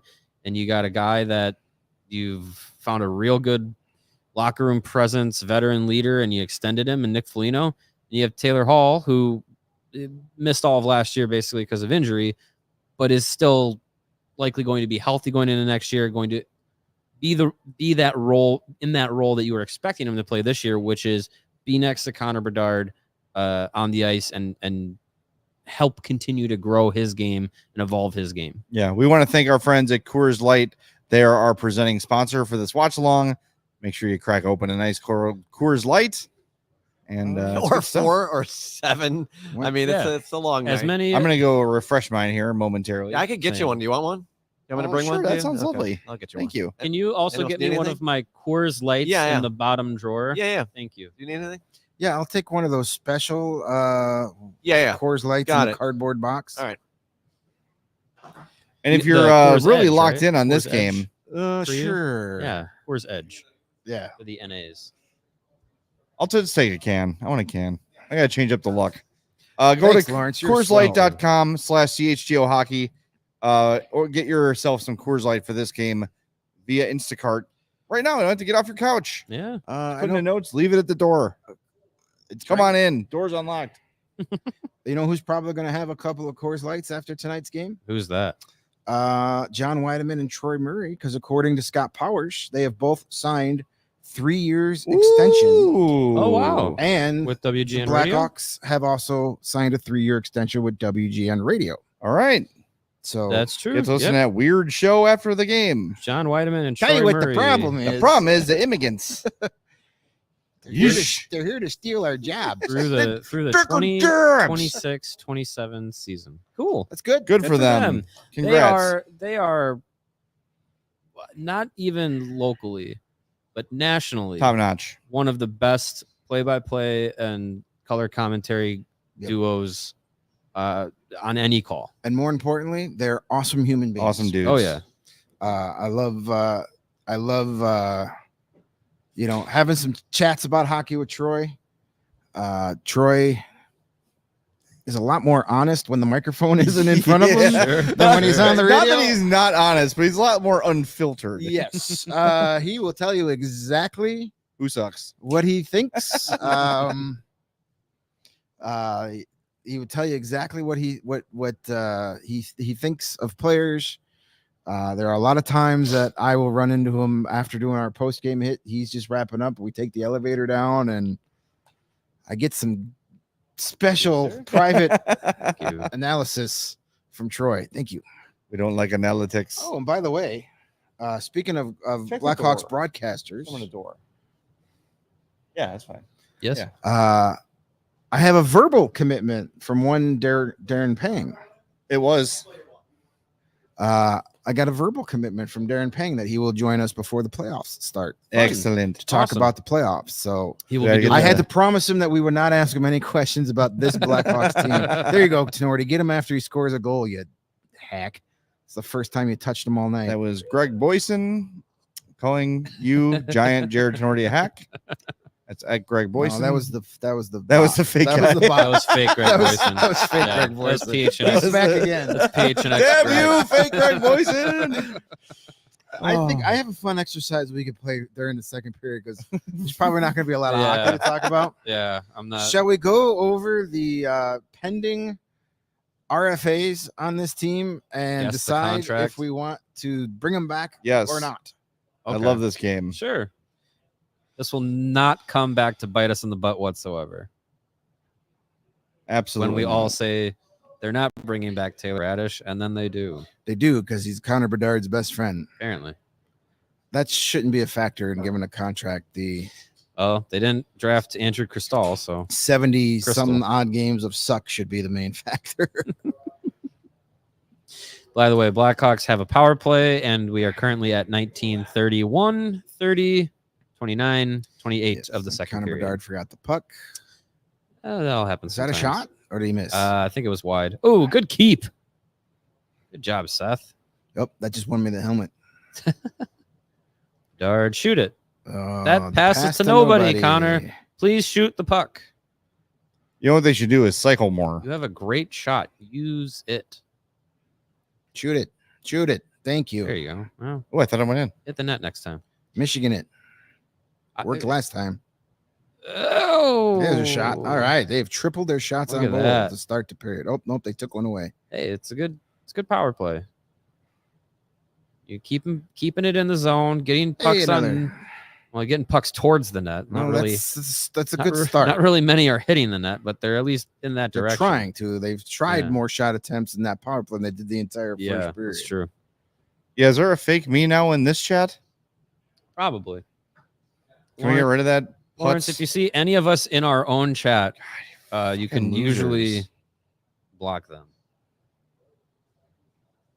God, get a life.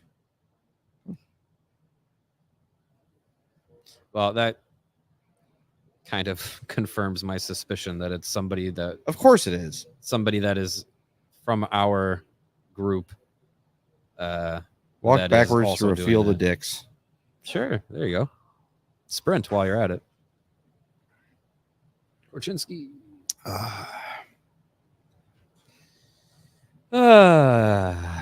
Fun times. Gracias. Just need one goal would be nice. Just, get on the board. Jay, how can you be Don't get chatting and here at the same time? You're a man of many talents. Amazing. Excuse me. Most shots on goal by a rookie in Blackhawks history. Connor Bedard is 4 behind Doug Wilson. Doug Wilson had 203 shots as a defenseman. God damn. I'd like him to break that record this period. Yeah, tonight. This period. Screw it. This period. Let's go. Next shift. Ah. All right. So free agents. Yes. Now that the power play is over and the Blackhawks 5-on-5 is back. Tyler Johnson's the UFA. He's not coming back. I can't imagine. Then we have Colin Blackwell, UFA. I think he comes back. I think he comes back, yes. I think the Hawks can pay him more. And I think that he means more to this team than he probably would elsewhere. Yeah. And he's not going to get the kind of opportunity here that he would elsewhere. That said, if that was the plan, why didn't they just do it when they did Foligno and Mrazek and Dickinson? right. Maybe want to see if he stayed healthy. I say it's 50-50. Maybe. That they Maybe bring him they'll back. let him test free agency. Like he'll actually get to free agency, but then maybe they bring him back anyways. Yeah, I think he's one of those guys where like it'd be fine if they brought him back, and it'd be fine if they didn't. Yeah, I'm not going to lose sleep either way. But I think it's likely that he's back. Lucas Reichel, he's going to be back. He will be back. Mackenzie Entwistle. I just don't know where he fits on this team and I like him a lot. Like I think that he's a good dude in the locker room. He's he does his job. He does it well. He plays hard. He brings some size. He's got a little more skill than he gets credit for. I feel like Luke likes him. Yeah, but when you look at like Slaggert going to be here full time, very likely. You're probably going to promote somebody, be it Ralston, be it whoever. Oh, you just shit. whiff. Come on, Lucas. No, he just missed. I think you probably give him 1 year deal. Entwistle. I mean, I as much as speaking of, there he is right there. As much as I like him personally and a good guy, I don't know. At some point, you have to. Come on. You have to. He's dead. At some point, you have to create roster spots for some of your young players. You can't bring everybody back. I agree. Because look what all these guys did this year. No, and B, you have to. Yeah, you're not wrong. You have we're to. already not bringing back Tyler Johnson. So right. There's a spot. Not bringing back Taylor Radish, right? We'll get to him. Yeah. I think I'm the one guy that wants to bring him back. I'm another one where like if they don't, okay. If they do, okay. If it's between him, Entwistle, and Blackwell, I don't know. I might take $1 million bet that he's closer to the 20 goal guy than he is to this guy. Radish we're talking about? Yeah. I don't know. Yeah. You know, what's wrong with saying goodbye to Taylor Radish and bringing in Jake DeBrusk instead? Nothing.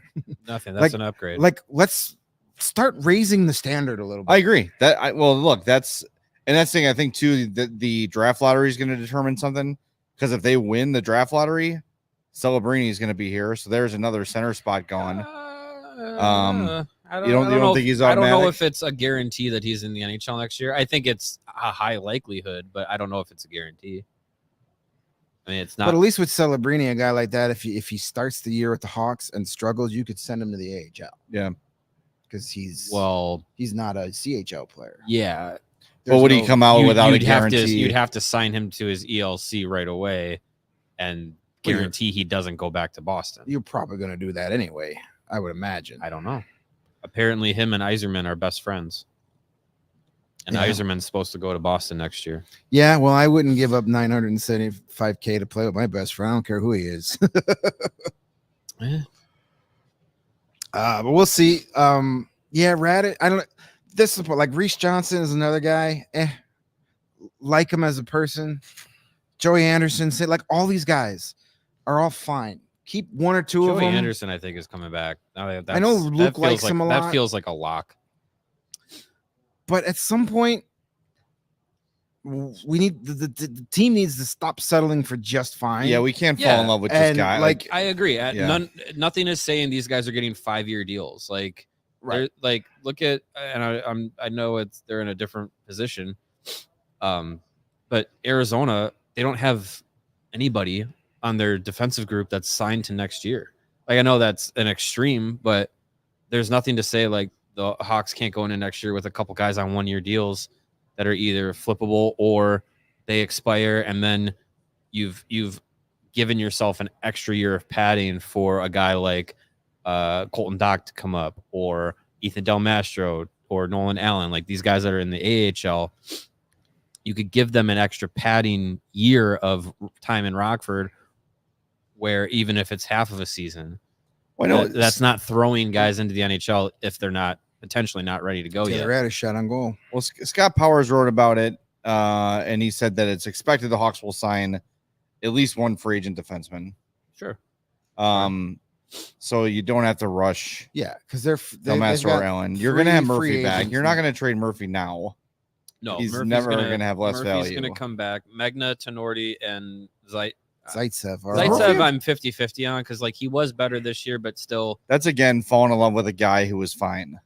But if he's your 7th defenseman next year, I'm fine with that. I guess, but like for $1.5 million as your 7th, I'm fine with that. For him to play 45 to 50 games, fine. And he has a reputation around the league now that no one is going to make a mistake and give him a ridiculous contract. Oh no.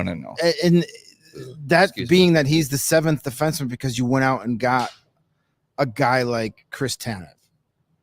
Right. Like, you've improved your defense. Right.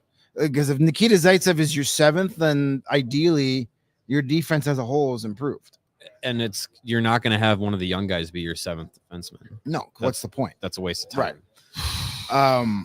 So as the Hawks get a high sticking penalty here, cool. Seth Jones doesn't agree with it. And I'm okay with what you were talking about, Mario, about signing guys to 1-year deals. But I'm fine with that. I know everything this year is going to be short-term guy contracts, 1-2-year deals. Yeah. So I just would rather bring in guys on 1-year deals that are better than the guys that you want to bring back on 1-year deals. No, it's time to start raising the bar. No, I understand that. And I think there is an element of that in, like we talked with Nick Foligno about, the reputation of the Hawks and guys that, would fit that mold of what they're trying to do. Like there is something to that. I also wonder if, like, I'm sure there are guys that like Davidson and Luke see eye to eye about, and they're like, yeah, like maybe we could go in and bring a brand new guy in who may be better than Blackwell or whatever. But they also might come to the table and say like, look, like it might do us better for this young group to keep Colin Blackwell here because he's already been in the system. He already fits the culture that is being built here. Why don't we just run it back one more time with a guy like him rather than bringing in somebody new that may or may not mesh? Well, but if the decision is between Colin Blackwell and like a more like a Jake DeBrusk or Max Domi. Okay, sure. Yeah, but I'm just using Blackwell as an example. Would I trade Blackwell for of course, Domi? no, one no, for I know, one? I know Yes, it's not what but you're I'm- saying. that's not what I'm I just saying. don't think like we've seen it a lot in this town where people fall in love with guys because they try hard or they, they're nice people or whatever. And I think we're getting to the point now where Kyle Davidson needs to start looking at this thing in a, we need to start moving this thing forward a little bit, because you get to the point where, you don't want to rush a rebuild. Yeah, you don't want to spend stupid money, and you can do those sort of things, but still make the team better, because you don't want these guys to get used to losing. You don't want another 82 games of, more often than not, getting embarrassed and beaten down. Even like look at the Dallas game. Like, they won that game, but it just beat the living hell out of them. It took every last inch of everything they had. Still feeling the effects of right. that, Like, apparently. it's just, they need to start experiencing some positive results. And maybe like this year's Arizona Coyotes, who up until maybe right before the All-Star break, we're like, oh, maybe, just maybe, like they're playing a little better than expected, or who knows, like maybe with a couple right moves and a couple of young players hitting, they're the Flyers of this year. Get back. Shit. Connor Bedard defending a 1-on-3. Oh, make a save, Soderblom. There you go. Go now. Now you got a 1-on-3. Shout out to Alejandro De Jesus, who is here until the Please. Sox. Oh, he Oh missed. my God. We gotta go. I know. Here comes the comeback. Here come the Hawks. Look at that. Alejandro's Way to in here not give until up on the until the play. Sox are starting, and he's getting to see a goal. What's that? Our friend Alejandro is here until the Sox postgame starts, and he already hit the like button for us. Thank you, Nice. Alejandro. Thanks, Alejandro. Yeah, hit that like button. At least we know one person still watching the White Sox. Well, Herb and Sean and Vinny too. Herb's been watching a lot of the Padres lately. Korchinski. Yeah, he's a Padres fan, though. I know. Oof. Good job, Kershaw. Nice assist by Korchinski. I know Herb spent some time living in the beautiful town of San Diego, so Watch your ankles, Bedard. I got my buddy who's a big Sox fan, or at least was. He claims that he doesn't watch them, but yet he still sends me tweets about them all the time. Sent me this crazy stat about the White Sox for our buddy Alejandro.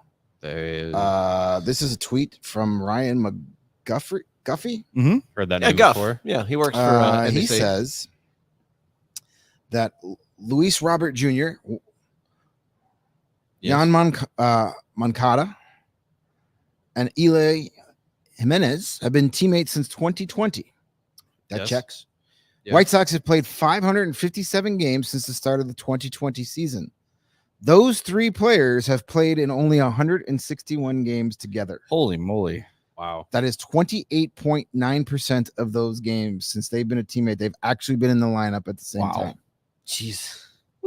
That's not great. That's terrible. Well, Should we continue our game? That kind of coincides. Yeah, with how we the have a White game Sox have now. done. We left off Maybe. on was Blackwell the last guy we Well, talked about? I think we pretty much covered those. I mean, we said Anderson, fine. Like, don't bring them all back. pick two. Pick I'm not- one. Pick yeah, two. and it's not running it back with the same roster. I think you are going to open up some spots for higher level free agent, which I think they're gonna go after. It's not going to be the top guy on the market, but it might be somebody in that second tier. Yeah. And you'll open up a spot or two, both in the forwards group and the defensive group, for one of your young guys to jump up. Yeah. So I think that doing that is fine over the next season or two, because clearly with the extensions, we're talking about 2 years beyond this season, where it's still like that development phase, and you're giving enough runway for these young guys that you're obviously putting a lot of investment in their development and getting to that point where they all can be NHL players. You know, you're talking about, in the forwards group, Colton Dock and Frank Nazar next year are probably your top two guys to be in the lineup that weren't this year. Defensively, Allen and Del Mastro and Kaiser, one of those three is likely a regular NHL defenseman next year that wasn't this year. So beyond that, you're going to need, a few, 2 or 3 new faces besides those guys. And you'll have it'll be a different enough roster that it's not just going to be, more of the same. And you have Taylor Hall coming back too. So I think there's already, even before we know what free agents they're going to go after, I think there's opportunity for new guys to come in, guys that are going to have the opportunity to be important to the organization in the long term. There's already that there before you even talk about free agents that they could bring in. Should we talk about free agents they could bring in? Or if you had let's just make a wish list. Here's my realistic wish list. Okay. I know there's guys, better players out there, but let's be honest. The Hawks aren't opening up the bank for Sam Reinhart. Not happening. No. Nor should they at this point. Even if they were in that position, that's not a guy I'd give a long-term contract. Yeah. That huge 7-year. Right. That's like get a GM fired kind of a contract. But here are my realistic targets. Any 1 to 2 of these guys added to this team, and I like where it's going. Number 1 on that list is Max Domi. Bring him back. I loved him. Yeah. Put him on the line with Bedard and Kurashev. Sure. Then you have that guy out there that goes and gets the puck. You have a guy that can win a face-off, and you have a guy that can, swat the flies off Connor Bedard. Yeah. And score some goals. Yep. And, yeah. Jake DeBrusk is a guy I really like. He's that middle 6 guy. He's got some size. He's like a younger Nick Foligno to me. Seems like a guy who could thrive with more opportunity. Yeah. And number 3 on that list is a guy I've always liked. He just hasn't really seemed to put it all together, except against the Blackhawks when he was with Winnipeg. Jack Roslovic. Yeah. Kills the Hawks. He's only 27. Yeah. Yeah. If that's a guy that, not the greatest year, he's playing on the Rangers, but he's down in that lineup. He's had some injuries He's this year now too. on the Rangers. He was traded there, yeah. He's only played 56 games this year, 8 goals, 30 points. So that's not a guy that's going to get out there and command a huge salary or term. That's the kind of guy, like a reclamation project type of guy. I mean, he's also a guy that was playing in Columbus. Radish can't score So, in a brothel. you give him an elevated opportunity. Could make you make something. That's my realistic I like those wish too. list. And I do like too that Powers brought up Chris Tanev, who is having a great year defensively. And you put him with a guy like Korchinski and take some of that defensive pressure off of him for a while. He can beat instead of having him with Jacob Megna. He could beat a Korchinski what Jones has been to Vlasic. Korchinski was playing with Murphy until Murphy got hurt. Right. I think still in that same thought process. Well, then Murphy can slide down to the third pairing and be that veteran guy for whoever if it's Kaiser or Del Mastro, whoever that 6th guy is. And then if you want to bring back Zaitsev to be your 7th for when Murphy inevitably misses some games, because I think the days of depending on him to play 75 to 80 games are long gone. You're right. Yeah. I wonder. I mean, I don't know. I wonder if you find a taker for him at the draft. Probably is there not. 2 years left on that after this one? Yeah. So it's this and 2 more, or is it this and 1 more? It might actually be 2 more after this year. Yeah. If it's 2 more after this year, you're not going to be able to 2 move more him. after this year. I don't think after this season, I don't think 2 more seasons after. I don't think you're going to get anybody to take that. No. If it was 1 more year, maybe. I mean, still a bargain at 4.4. If he comes back and plays well, if he was healthy this year, you might find a team that's looking for cost-controlled veteran defenseman. But you can do worse than a healthy Connor Murphy. That's for sure. He hasn't been healthy. That's the problem. Especially as like a 3rd pair guy. Yeah, that's a luxury for a playoff team. Maybe at the deadline, if he's healthy enough and playing well enough. Do you call the Maple Leafs and say, "Hey, you want to give us back Jake McCabe?" I would jump at that. I love Jake McCabe. Love me some. Not Jake as much as McCabe. Mario. Mario loves him the most. I'd trade Connor Bedard for Jake McCabe. Thank God you're not GM. Kidding, obviously. Sorta. Yeah, I mean, free agent wise, like, I know he's definitely one of the bigger names that would be out there. But I wonder if he'd have any interest in being in Chicago and being part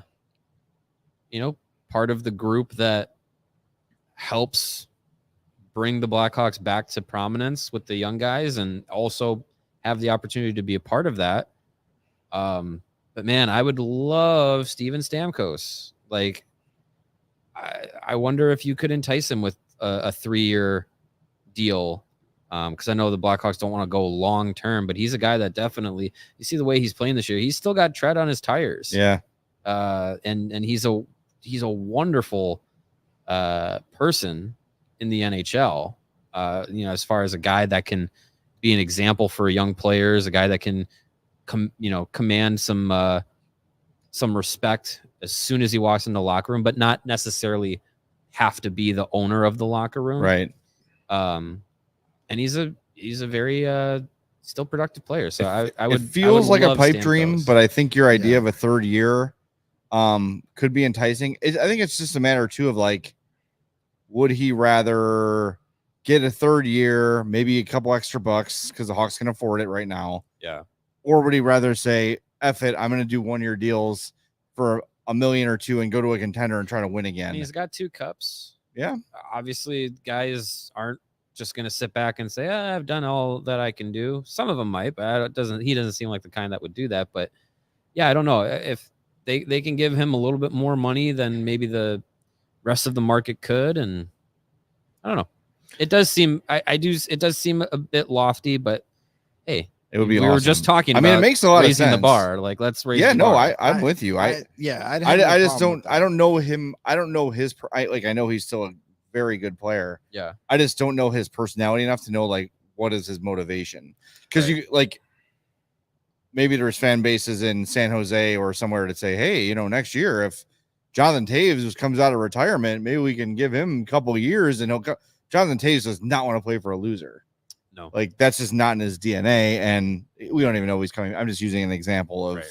The out of town perception. Right. Patrick Kane, even though he's got 3 cups, is not signing with the San Jose Sharks next year. Right. Just because it's an and he extra wasn't million going or to an come extra back to year. Chicago. He was going to go to Detroit to have a chance. Because guys who've won Stanley Cups play. want to win more Stanley Cups. Right. It's very rare that you can find guys like a Nick Foligno who are willing to be that veteran guy on a team that doesn't have Stanley Cup aspirations. Yeah. They're hard to find. And I think too, like the difference with Foligno also is like the Hawks are able to offer him an elevated role here in terms of ice time and opportunity and power play and special teams and all that stuff. Whereas I was going to say Steven Stamkos is getting that anywhere he goes. Right. If he signs with the Bruins or the Jets or the Avalanche, he's going to be on power play 1 and then or 2. that's where the dollar sign can potentially make a difference. I think, and let's be honest. Like playing here also. Yeah. Players want to play here. Like it's not just. And you can sell next year's roster as not being. Well, come play with Connor Bedard and Taylor Hall. Yeah. You Sounds can sell fun to me. next year's healthy roster as not being shite. Right. And a guy would, look at it on paper and say, oh, okay. Year 2 of Connor Bedard, Seth Jones, Alex Vlasic, Nick Foligno, Taylor Hall. Like there's something here. Oof. Get wrecked. I think Stamkos, I like the idea. I'd love to see it. I just don't think it's realistic. Yeah. I'm not even 100% convinced that Tampa moves on. It's weird. Yeah. I mean, if they were going to sign him, wouldn't they have done it? You think so? I mean, he's the face of your franchise, captain.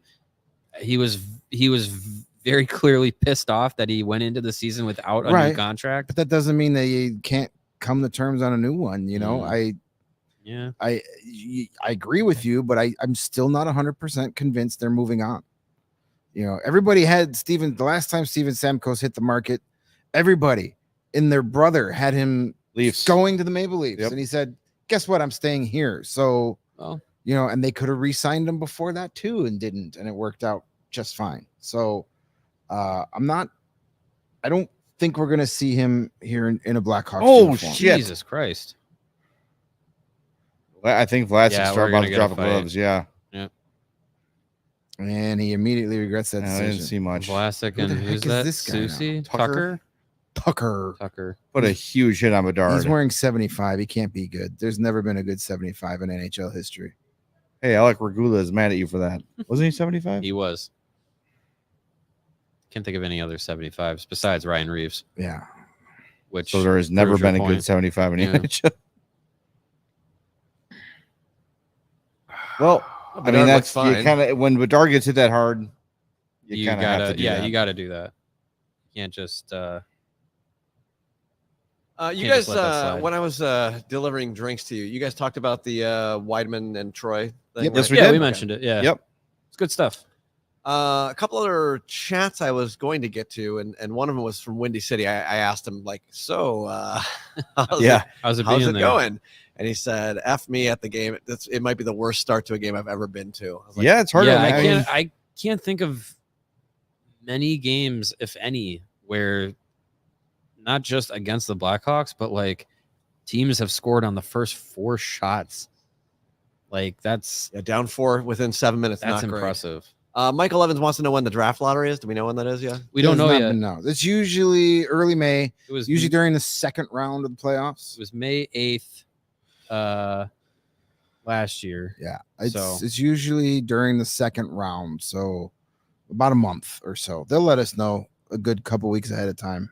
I've got something good for the second intermission, which we're a minute and a half away from. Yep. Our Yes. sales guy Jim has a good, Much better period for the Hawks, by the good way. question here for us. I mean, but, too little, too late, but a better second period for sure.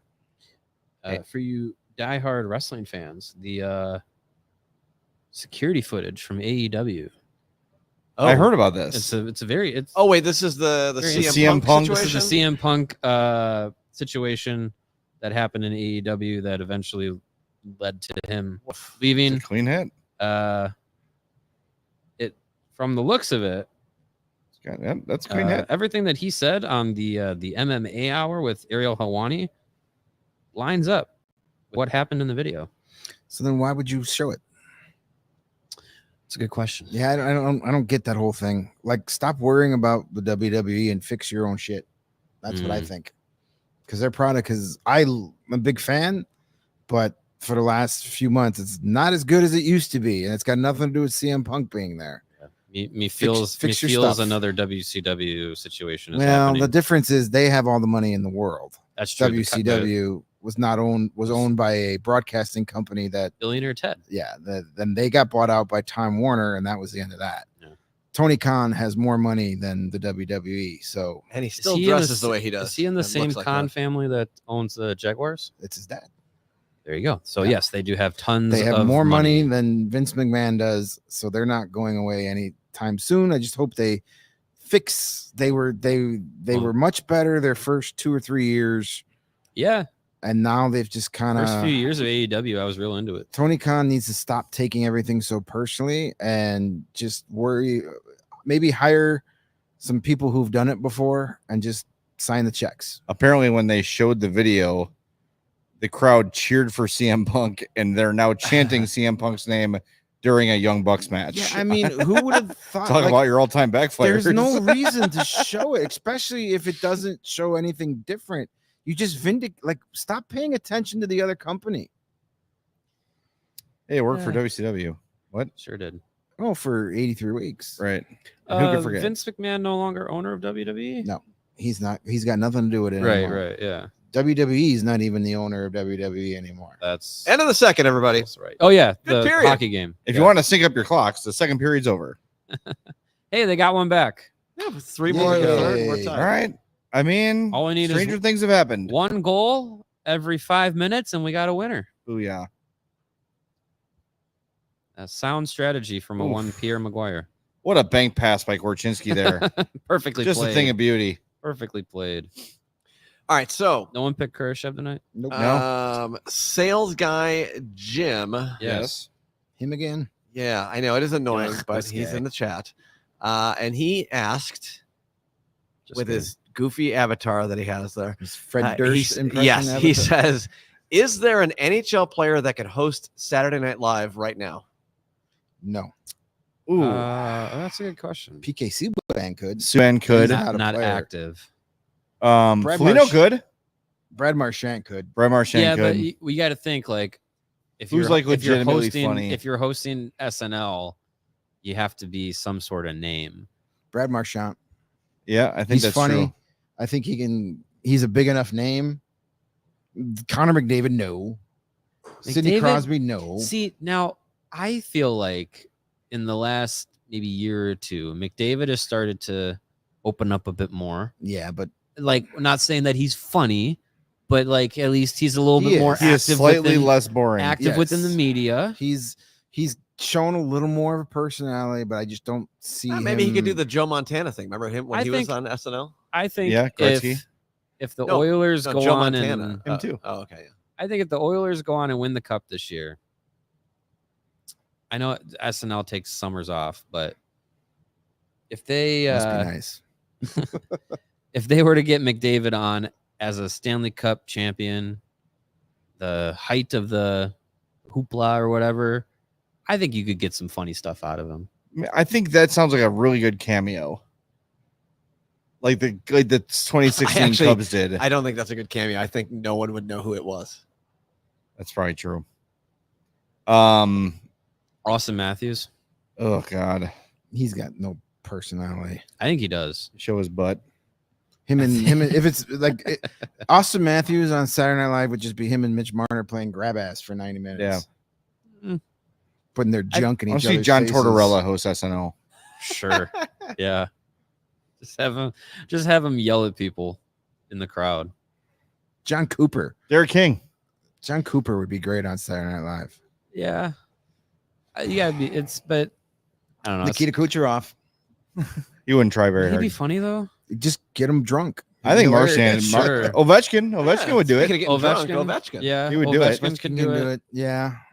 Crosby- I still think He Marchand would stump for Putin on. I feel like Weekend Update. Crosby could do it, and I think he would have fun, but I don't think he would be funny. Yeah, I think the funniest part of Crosby would be how awkward he would Awkward he come would off be. as. I think Marchand is the answer. Yeah. He's funny enough to do it. He's got good comic. Ryan Reeves is actually kind of funny too. Sure. But he's Yeah. not a needle Especially mover. That 4 minutes of ice time a night. Yeah. He's got a lot of time to rehearse material. Brent Burns, anyone? Yeah. Maybe. I think Brent Burns would be funny, but is he well known I enough? don't think it's a big enough name. Yeah. No. Cricket That's the wants problem. Henrik Lundqvist, former player. But Handsome man. he is beautiful. He also has a good personality too. Yeah, you could do it. He's Plus, really, he's New York famous. He's really good on the TNT panel. You know who'd be awesome? He's not active. Brad Marchand's teammate, David Pasternak. Yeah. Pasternak would be funny. Artemi Panarin wouldn't be bad, Well, but he's anti-Putin. so- Panarin. I feel like Panarin would be a good cameo if like Lundqvist hosted, and you'd have all the Rangers connections. It's like when The Rock hosted and all the wrestlers came Yeah, out. and right. That was great. But that was what 90s professional Oh, yeah. wrestling. What was there? Big Show, Triple H. Attitude Era. Somebody Mick else was Foley. there. Yeah, I think it was Mick Foley. You could have the Hughes brothers, all three of them host. I think The they're, Kachuk, the Brady and Matthew Kachuk, I think would be funny. Yeah, they would definitely be better than Peyton and Eli Manning when they were on. Like, Peyton Manning Manning's good on was SNL. fantastic on SNL. Yeah. He Eli's a dud, yeah. but Peyton is funny. Peyton's legitimately Eli's good on comic their, timing. He's their good Monday on, night yeah, show. he's good on their Manning cast. I don't remember much of the Peyton Manning one except for the one where he's playing football with the kids. Yeah. He's Yeah, He he's got good comic timing. He makes the Yeah. kids Well, stay in the the thing about makes hosting the kids stay in the porta potty. Yeah. and then throws the football at him when he tries to get out. That's good stuff. half the battle on SNL is the willingness to make yourself look foolish, Right. because You have to commit to being on. you have to SNL. commit to it, and like the hosts that don't and act too cool for it, they're the ones who are the worst. Mhm, mhm. They're the ones who look and I know it's very different, but like my daughter's into theater and drama now. I tell her like go hard at it. Like don't try to be cool. If you're trying to act cool, like you're too cool for it, you're gonna look like an idiot on stage. You got to really go for it. Mhm. And the SNL hosts that go for it and lean in and say, whatever stupid idea you have for me, my answer is yes, let's go. Those are always the best ones, even if they're not like, your quintessential either superstar or comedic actor. Right. Just be willing to do it, and it almost always works out. Well, if Artemi Panarin hosted, Mika Zibanejad could be the musical guy. Yeah, the DJ. You could. That's true. That'd be good. Good question, Jim. Thanks for the super chat. Any goalies? Are there any? It was not a super chat. No, That guy should can't be. afford it. Any gold? Brizgalov. Swayman. Ilya and- Brizgalov. Swayman and Allmark. Alex Stalock. NHL. They'd have to beep it. Active NHL players. Yeah. I don't know. Any good comments on this in the chat? Like a lot of the guys you've mentioned have been mentioned. Swayman was mentioned. Malkin is out there. No. Malkin's not. Jay's guy, Isaac Howard. Isaac Howard. I don't know who that is. I mean, he's not in the NHL. Fleury. Who's Isaac Howard? I have no He's idea. a Tampa Bay prospect. Oh, why is he my guy? I don't know. Alan That Case guy says Howard. he used to really guess so. enjoy Artem Where's he going? Anisimov's interviews. Anisimov's. I feel like he just had that dry Eastern European Russian humor. I don't know if that translates to SNL. Peg City Hawks fan, I liked this comment. If Gretzky can do Young and the Restless, McDavid can do SNL, both for the cringe factor. I just think that McDavid is a Mount Rushmore to me already NHL player, like one of the very best of all time. I just don't think your average, dude from the Midwest watching SNL really knows or cares who Connor McDavid is. Gretzky's wedding to Janet Jones was like a royal wedding. It was a huge She was news also story. famous. Right? Like If McDavid Gretzky was a celebrity. If McDavid was dating somebody that was Taylor also Swift. famous. Who's the Tate McRae? Is that Too young. Sure. that's the one who was with? So give it. That's the one. Yeah, that's the one that's Give it popular. Travis Kelsey another 3 months and Travis Taylor- Kelsey was awesome on SNL Taylor. Yeah, He was he's got hilarious personality. because he got personality got a and he great leaned personality. in. Yeah. He's like, yeah, tell me what you want me to do and I'll do it. I feel like Except his suit was weird. Remember he had a suit that had like sleeves coming like down the front. yeah, why not? It was very strange. I haven't watched the Saturday. I'll be honest. When I you're- haven't watched Saturday Night Live When in you're probably Travis 6 or 7 Kelsey, years. you I have watch it every that week. much money and Love that it. much ability in your professional life, and you're dating Taylor Swift, you can get away You've with won. a lot of fashion things. You've already won, Who's sir. in the- Apparently, you liked Isaac Howard's Don Johnson suit at some point. Oh, 2022 draft. Oh, okay. Now that's a callback. Wow. That is a Yeah. loyal listener. Shout Thank out you. Jimmy N. Who's in the NBC Sports post game studios that we're getting all these pre-tapes tonight? Bulls Or aren't I think the playing. Bulls play tonight, right? No. Well, Sox. Oh, Sox. Sox Oh, are probably Sox. in their post right now. Are we seeing the Mhm. Peter Check feature again? Well, I'll both finish intermissions that. have been pre-tapes. They've been the Darren Pang on the ice stuff. There's the Are we gonna order some of these? Can we DoorDash some of these bad boys? We could, I'm sure. Wendy's has them now. Yeah. They'll leave the order outside the giant door again. They will. Can That's, I that's get who did it. those and one of That was the amazing. cream dreamsicle frosties? In the Ooh, have same you had one order? yet? I have not. It's excellent. That's a callback. Oh wait, no, we did talk about second intermission for. Oh yeah, Is that still? we happening? still have those Reese's peanut butter cup Klondike bars in the fridge. Oh hell yes. Would you like one? I'm not gonna have one right now, but You I will don't have want- one You later. just said, "Oh hell yes." No. I you don't. don't I don't like to eat on camera very much. I'm That's a fun. big fat guy. I Anyone? don't need meat. I don't need video Try of one. servicing and me eating. Yes, Yeah. Greg. Sure, why I not? mean, if everyone's gonna have one, I'll have Yeah, one. there. I'll Peer succumb to pressure. peer All right. pressure. Peer There we pressure. go. See? Let's do it. I can't believe no one's eaten those yet. Nobody's knowing they were there. Oh, I put them in a paper bag. Nice. Nobody lifts anything around here. That's true. No one investigates. That is correct. Right. Unless it's not out wide in the open, people leave it alone. All right, I'll go get those for you. But All right, when you While I do- when you come back, I want to show the Jonathan Taves Instagram post that came out. The what? Because if this was Caleb Williams, we'd be having an emergency pod. No, Jonathan Taves just he Oh, he's surfaced on surfing. Instagram surfing here, I've got it on screen now. with the caption, "I feel fine. I'm pretty sure it's genuine." Is that a lyric? That might be a lyric. I feel fine. I'm pretty sure it's genuine. Is that a lyric? I don't know. Okay. Pura Vida? Pure Vita, Pure Pure Vita. Life, right? Pure. Maybe it's an Yeah. ad. I mean, it's a picture of him surfing. Allegedly. I wonder if this is can't taken tell by that's him. Johnny Oduya when they were surfing in Bali. That could be anybody. Those are his swim trunks from the famous surfing video. That could be anybody. That is the shape of his head. 7 minute AI abs. generated. That's the shape of his head. It's another fake account. Kirby Doc commented with 3 dolphins. Kirby Doc's a surfer too, isn't he? Yeah. He should At probably least in stop doing stuff. at least in one viral video he was. Dan Carcillo says the man, the myth, living right. Anyone else famous? I of course this comes from a selfish place of not wanting to see him play anywhere else.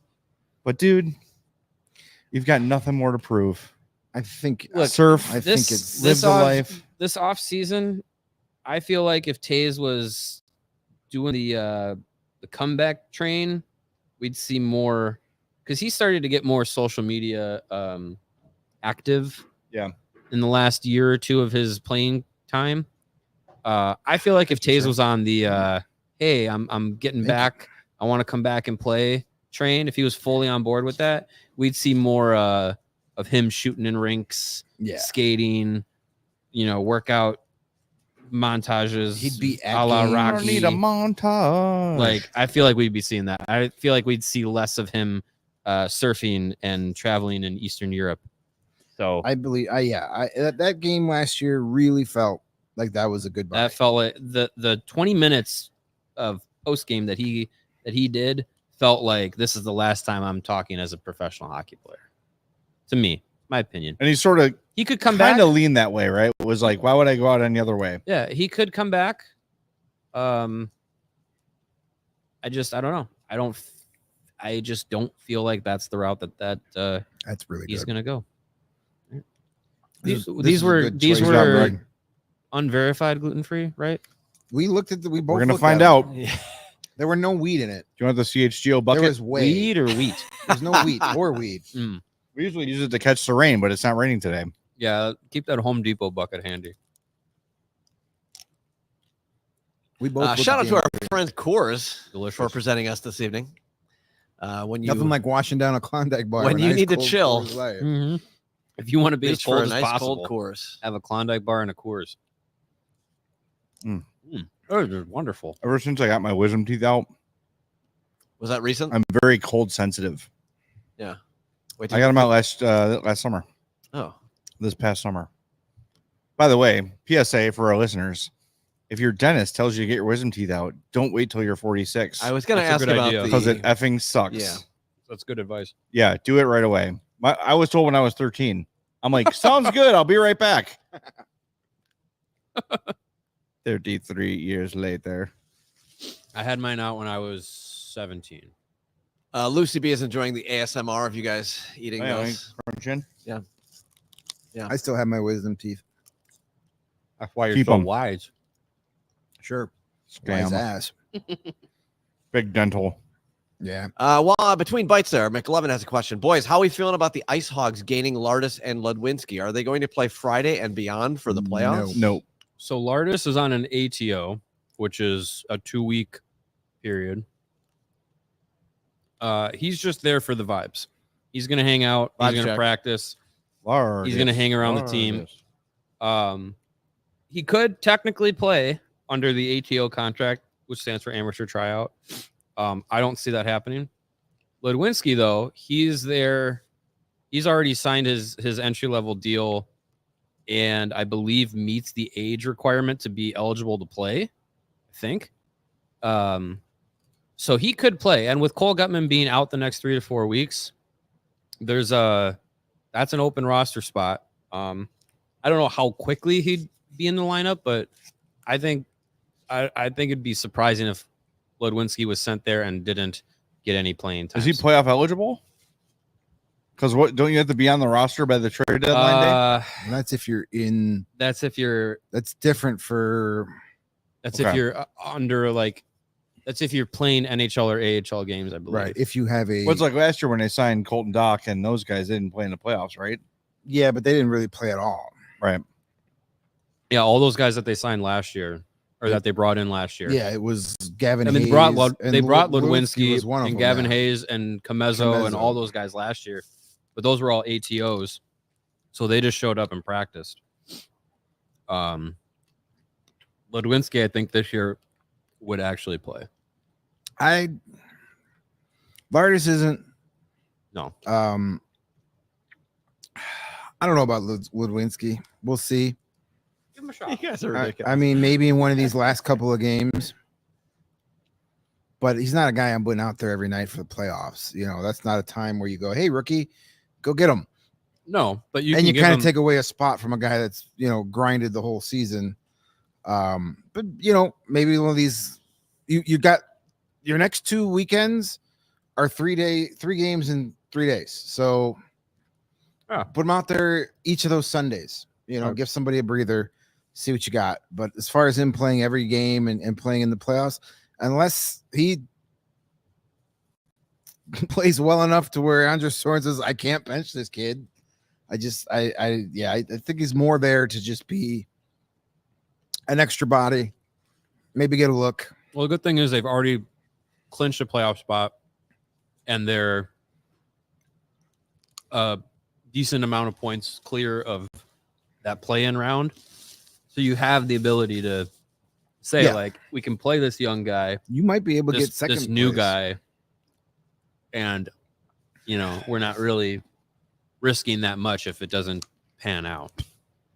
So, yeah, I say give him a few games. Frank in the chat says, "Doesn't Shoresy end every game with ice cream sandwiches?" They do, right? No, sticks, drumsticks. Oh yeah, drumsticks. Yeah, Sticks are unbelievable. yeah. Those have gluten. That is my background photo on my Twitter account. Is Shoresy and all the Drumsticks? guys eating drumsticks. I was going to get drumsticks, but I read the ingredients and left them there. Oh, the cone? The cone, yeah. It's the best part.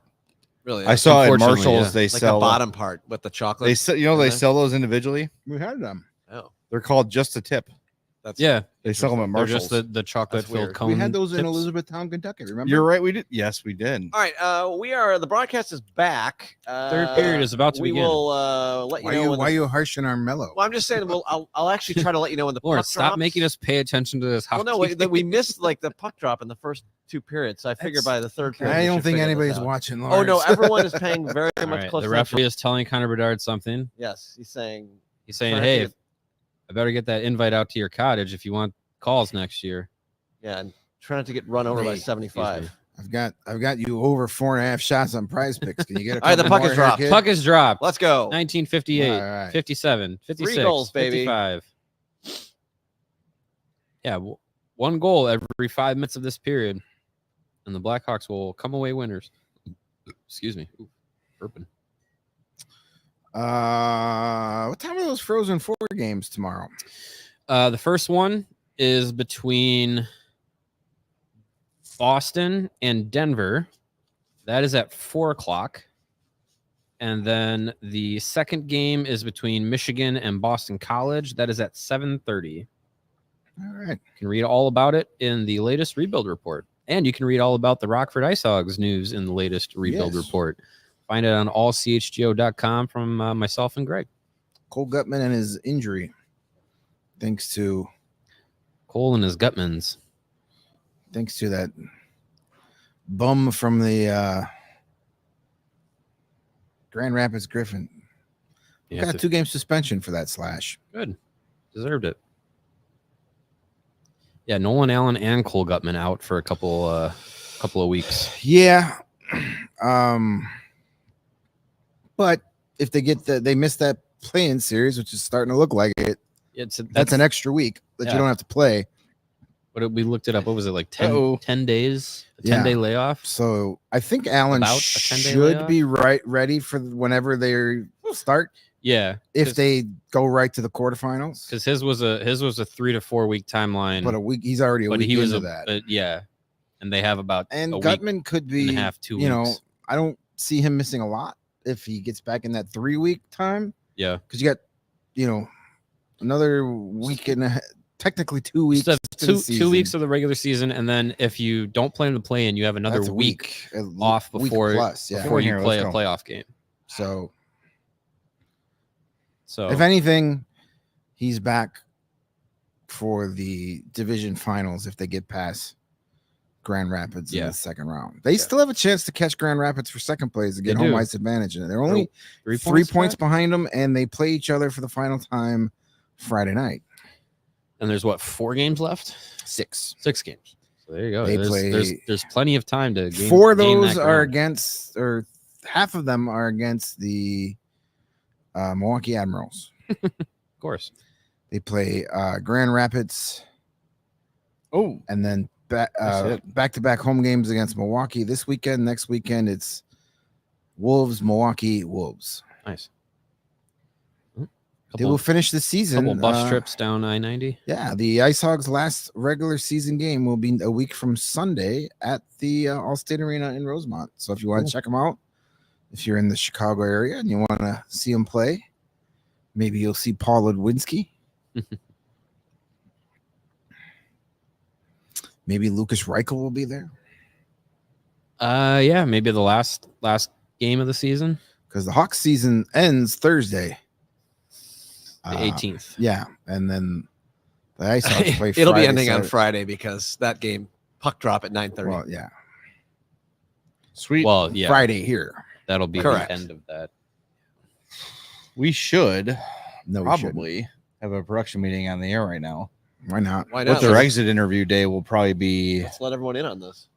It's not gonna be. Will they wait Friday. till a Monday? They did it on a Saturday, I thought, last year. Probably show that day. Will we? Probably should. What is that? The 20th? The day they all talk. 19th? Davidson will talk. So We're just- let's say this: they're gonna play late Thursday night. Season's over. If they're not doing exit day Friday, I mean they wouldn't do anything Friday. Right. If the exit day is going to be that next day Saturday, then we would say what, no Friday show, because Probably. that Friday show is supposed to be our 5th of the week, Right. and it starts. the And off we're not season. going to get home till 2 a.m. So yeah, Right. if we know for sure, we can maybe put some feelers out Yeah, we could probably find. and say get a change that reasonable Friday answer. show to Saturday. Mhm. That's usually a pretty big and newsworthy day because the GM will talk, the coach will talk, Pretty much every individual. player. Pretty much every Yeah. player will be available I to thought talk. last year they did it on a weekend. I don't remember exactly. Should we have Nick come over and do his exit interview with us? He That'd be could. great. Yeah, we're gonna might have to see a lot of him over the next couple of weeks. And guesting hosts all next week, Nick Foligno. We are tentatively looking at that first Monday of the playoffs, the 22nd, of maybe having a get together to watch playoff hockey. Mhm. Waiting to hear back from our friends at the barn, just to make sure they don't have anything crazy going on that night that would prevent us from going there. But that's I believe they were in the chat earlier. I don't know if they're still Oh, here. there you go. well, if they're back there again, tell them to check their Twitter DMs. That's the 99% likely where we're gonna go hang out over at the barn on Ogden, because it's a hockey bar and it's hockey playoffs. Where else Yeah. would you want to be? Yeah. But I'm just making sure that they don't They don't have something. they're not else. closed for a private event or something. Mm. I don't want to tell everybody to go meet us there and then they're not open. But that's tentatively on the schedule to do the just get together, hang out, have a few Coors Lights, maybe some pizza, some wings, some poutine, All of that sounds Oh, wonderful. yes. and watch 4 playoff games Absolutely. on their Worst- million TVs. Worst ways to spend a Monday. Yeah, they really are. And then we Oof. might do some fun stuff during the playoffs. We've discussed possibly treating like the a possible Stanley Cup elimination game or a Stanley Cup crowning game like a Hawks game with a post game show, maybe a watch along during a Stanley Cup final. That'd be awesome. Hey, Oh boy, Taylor Radish, delay a game. You've been this is the net and the boards. he's been delaying the game since October. Luke has the hair right now of a guy who has been rubbing his head all night. Like, Well, at least he hasn't pulled it out of his head yet.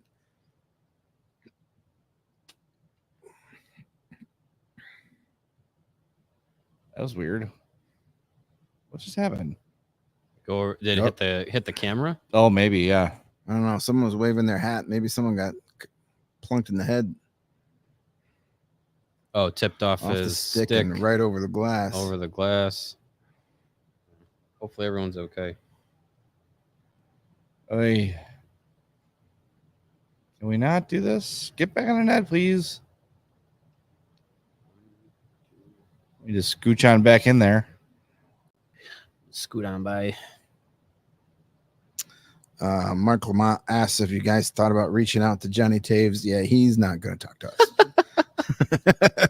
There's one thing Jonathan Taves is not going to do these days. It's a podcast. Right. Talk to anyone. Yeah. The least favorite thing of Jonathan Taves' career was talking to guys like us. I think we could have some fun with him. I mean, we can reach out. He can ignore our messages just like Yeah, I everybody don't else. even know how to reach him. Yeah. Instagram. I should have gotten his number that day I saw him in Chipotle his rookie year. I'm sure it's Should ask Johnny. I'm sure Odia. it's his same number still. Hey, Johnny, can you give us Johnny's number? I saw it was so funny. It was like I'll buy an extra hoodie. his rookie year, maybe like the first month or anyway, he was in Chipotle on Michigan, like right by the Blackhawks store across the Chipotle. street there. Yeah. And I was in there and I go, "Hey, congratulations." He goes, "You know who I am?" I'm like, "Yeah." He's like, "Oh, cool. Yeah, thanks, man."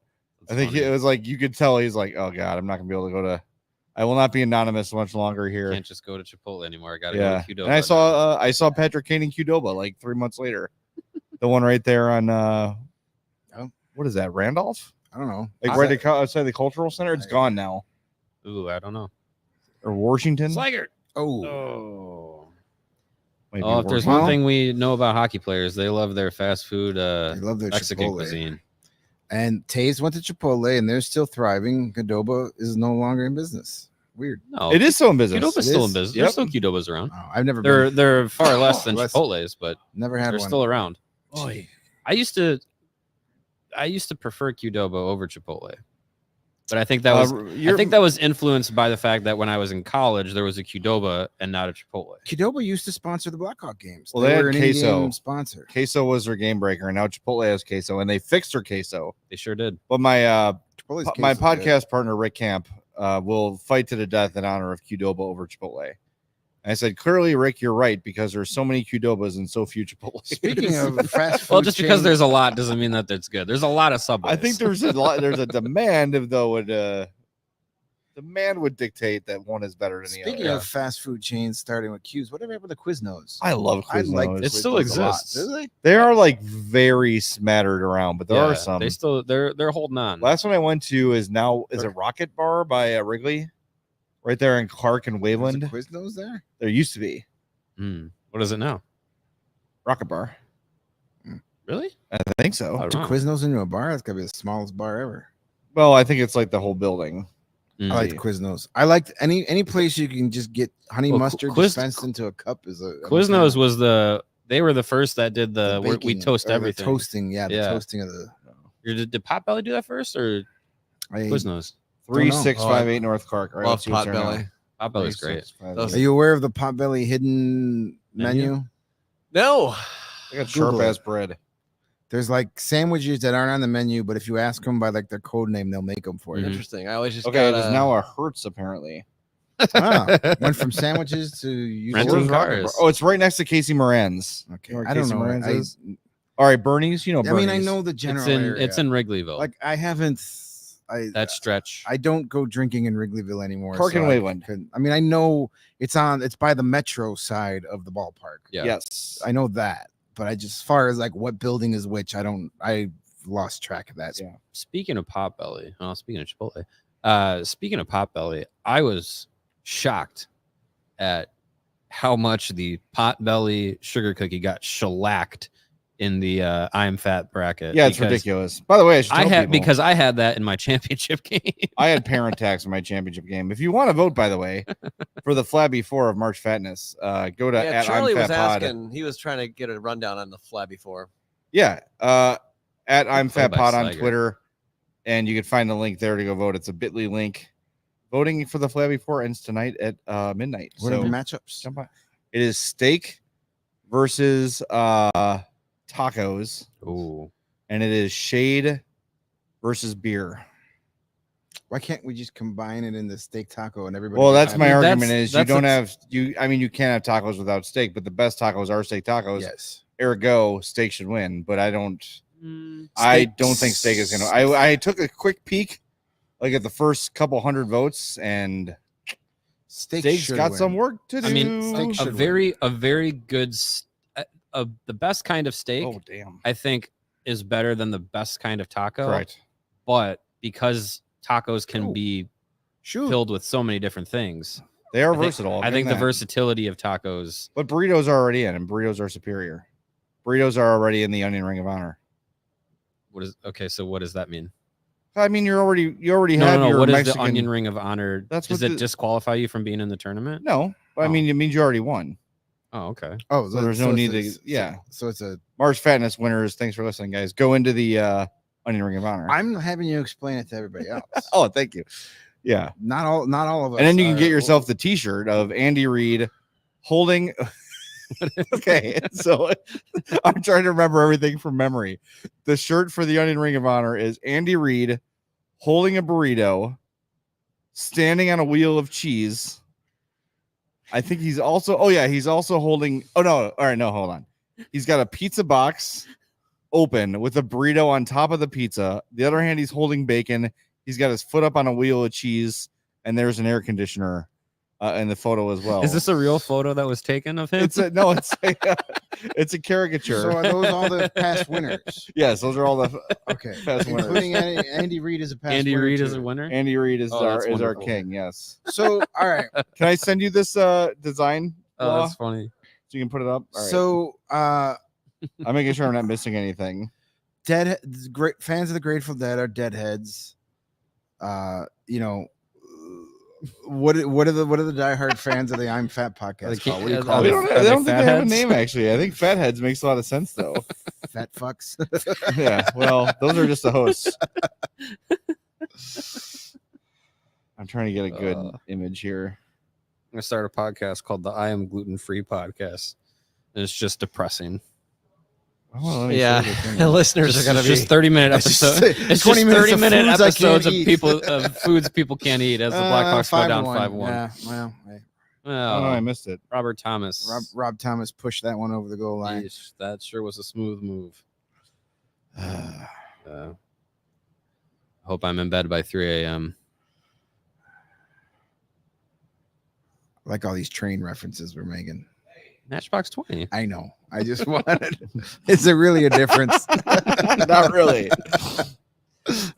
Matchbox 20. Settle down over there. I think if you go hit for hit, Matchbox 20 wins. All right, I think I got it. Either one of those bands come on, I'm hitting fast forward. I like Not for me. Matchbox 20. I had one of their albums. Forget which one it was. I mean, literally everyone had that album. That album was like the most ubiquitous Not thing in everybody. I didn't have it. 1994. I had the Maybe. one with the I can't remember its name, but it's the old guy with the leather hat. That's the first one, isn't it? That's the All right, I one- found the old image, Oh, Law. I nice. sent it in Slack. This one does not have him standing on a wheel of cheese, Oh, but just imagine the left foot standing on a wheel of So cheese. Wheel of Cheese won. just cheese in general. Oh, one. just cheese. Yeah. Okay. so Andy Such a Reid, bacon, broad- burritos, pizza, and air air conditioning. conditioning, Air and conditioning. cheese. Yes, And once you win, you're no longer eligible to compete. right. Okay, that makes Okay. sense. And you're That's what I- emblazoned on the Onion Ring of Honor Okay. T-shirt. nice, Gotcha. nice. What's Yeah, what's I this? think So I if Shade think I would wins this go- year, it's going to be interesting Just gonna to put see a how tree we behind Just it. put a tree. big shady tree. Yeah. Oh no, change his hat. Give him one of those umbrella hats. Oh, that's true. Oh, see. Oh. I hope Shade wins now. Shade, Shade's my pick because I love Shade. Oh, that's Put an great. umbrella hat on him. That's good. Do I get a free shirt? I 'cause can came up with try to idea? give the link. I got to. So it's bit.ly/. March Fatness vote Flabby 4. But I think it's all caps, capital M, capital F, capital F. Oh, that's funny. Number 4. Yeah. I'll throw it in the YouTube chat. Because we need votes are good. We need people to vote for steak here. Come on. I think my vote would go to tacos. Oh, because you're skinny. For the versatility of it. These normies are ruining our vote every year. I don't feel like we should have like some kind of attachment where like you have to weigh yourself before you vote. Yeah. What's the minimum? Like with your thumbprint on your phone, it takes your cholesterol level. This is like how much grease is on your thumb. Like if it doesn't leave a grease stain. Like if you've got double-digit cholesterol, you can't vote. All right, that photo of the beautiful Andy Reid is on screen right now for everyone to see. All right, well, just imagine him standing on with his left foot on a wheel of cheese. Oh boy. What was the other one? Shade and beer?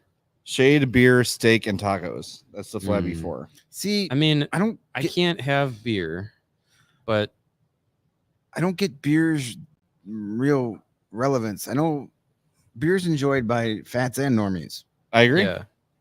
I mean, I appreciate shade on a hot sunny day. I'm very surprised how far Shade went in this thing. Because Rick had some really good stuff.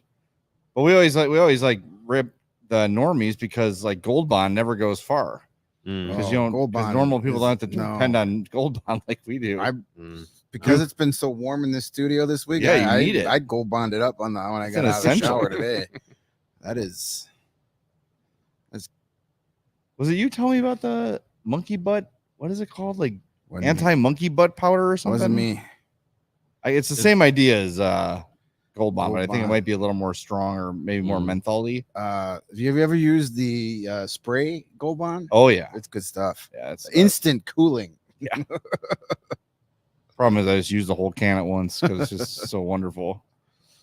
Yeah, it is tough to apply standing. You know, you kind of got to do it over the bathtub, get the old Captain Morgan pose going, and apply. But yeah, that's the thing that. Oh God, that's the thing that non-fats don't understand. Yeah, I've never invested in Gold Bond. Are our doppelgangers still in the chat there, Law? Oh, I saw we had a Blues fan. I wish you wouldn't have brought that up because now they'll probably return. But no, I've had to report a couple times. Good. You see anybody good, but also annoying. You see anybody that says that they're one of us and they're chatting, and it's very clearly not us doing it. You can just go on and report those. You can just hammer ban them. You don't even need to report it. I think you for our normal listeners, you've been listening to us enough. I think you can tell when it's not us. Yeah, especially if we're on camera doing a show. Yeah, and our hands are visible. But even on hold on, Braggs is constantly in our chat when we're doing a Bears show. Well, that's Braggs. Braggs is constantly online. We're not Braggs. Braggs needs help. I say that because I love him. He needs help. He needs a vacation. Not a vacation to go watch basketball and be online 24 hours. That wasn't a vacation. That was needs a staycation. That was his other job. He needs a like 2 weeks where he just stays home and remembers what his family looks like. I don't think he can do that. He'll go crazy. Well, I mean, he's got 2 weeks till the draft, and then he can do that. And then how many weeks till OTAs? A couple more. I don't know. I forget when. And he's doing every Friday in the bleachers for the Cubs. Correct. So I mean, he's everywhere. He's the man of the people. CHGO Braggs, the hardest working man in CHGO history. God, come on, Connor. Get 2 more shots on goal. Jeez. Like just to get shots on goal, not for any other reason. How are we gonna do a post game? I don't know. I'm like hardly watching. I know. I think we'll do some big picture stuff as we usually do after blowouts. Passively watching. Can we just replay our second period conversation of what our phase of being back and call it our post game show? No, let's go through the I'm fat bracket and pick who we think one at a time. Let's reseed the bracket. Yeah. That sounds like more Let's fun. redraft the. Well, I'm Charlie Fat the Bacon guy. podcast. So Charlie the Bacon guy gets a region, if that's not clear, and his is he's got tacos that came out of his. It's a good pick. Yeah, I mean, look, we all love I'm them. actually surprised tacos hasn't won before, but burrito has some burritos. Burrito, I yeah. agree. Yeah. Burritos are superior to tacos. They're bigger and meatier. Yeah. It's don't like get- getting 4 tacos in My one. problem with if you tacos get is a like, good burrito. I've had some shit burritos. Yeah, I've that's had true. some shit tacos. but too. if you get 4 tacos, by the time you get to the third one, they're cold. That's what I don't love about them. Depends on how fast you eat. And I think sometimes they can kind of jip you. I didn't mean to say jip. It's a word I shouldn't use anymore. They kind of skimp out on the meat. Burritos or tacos? Tacos. Oh. Like I just paid $8 for this thing, and there's Where did a whisper of meat in it. where did I There's a get? spoonful of meat in here. Whisper of meat, by the way, was my That's my favorite. that's what my wife calls me. It's my favorite velvet. That's my. I'm sorry, I'm Irish. That's it. Oh boy, Okay. End it. We Let's don't not need get to any better than we don't that. need to get it. No, End the we're show done. now. I got to be like George Costanza, and I'm out. Yeah, you should have walked off. Oh boy. No, where did I just have tacos?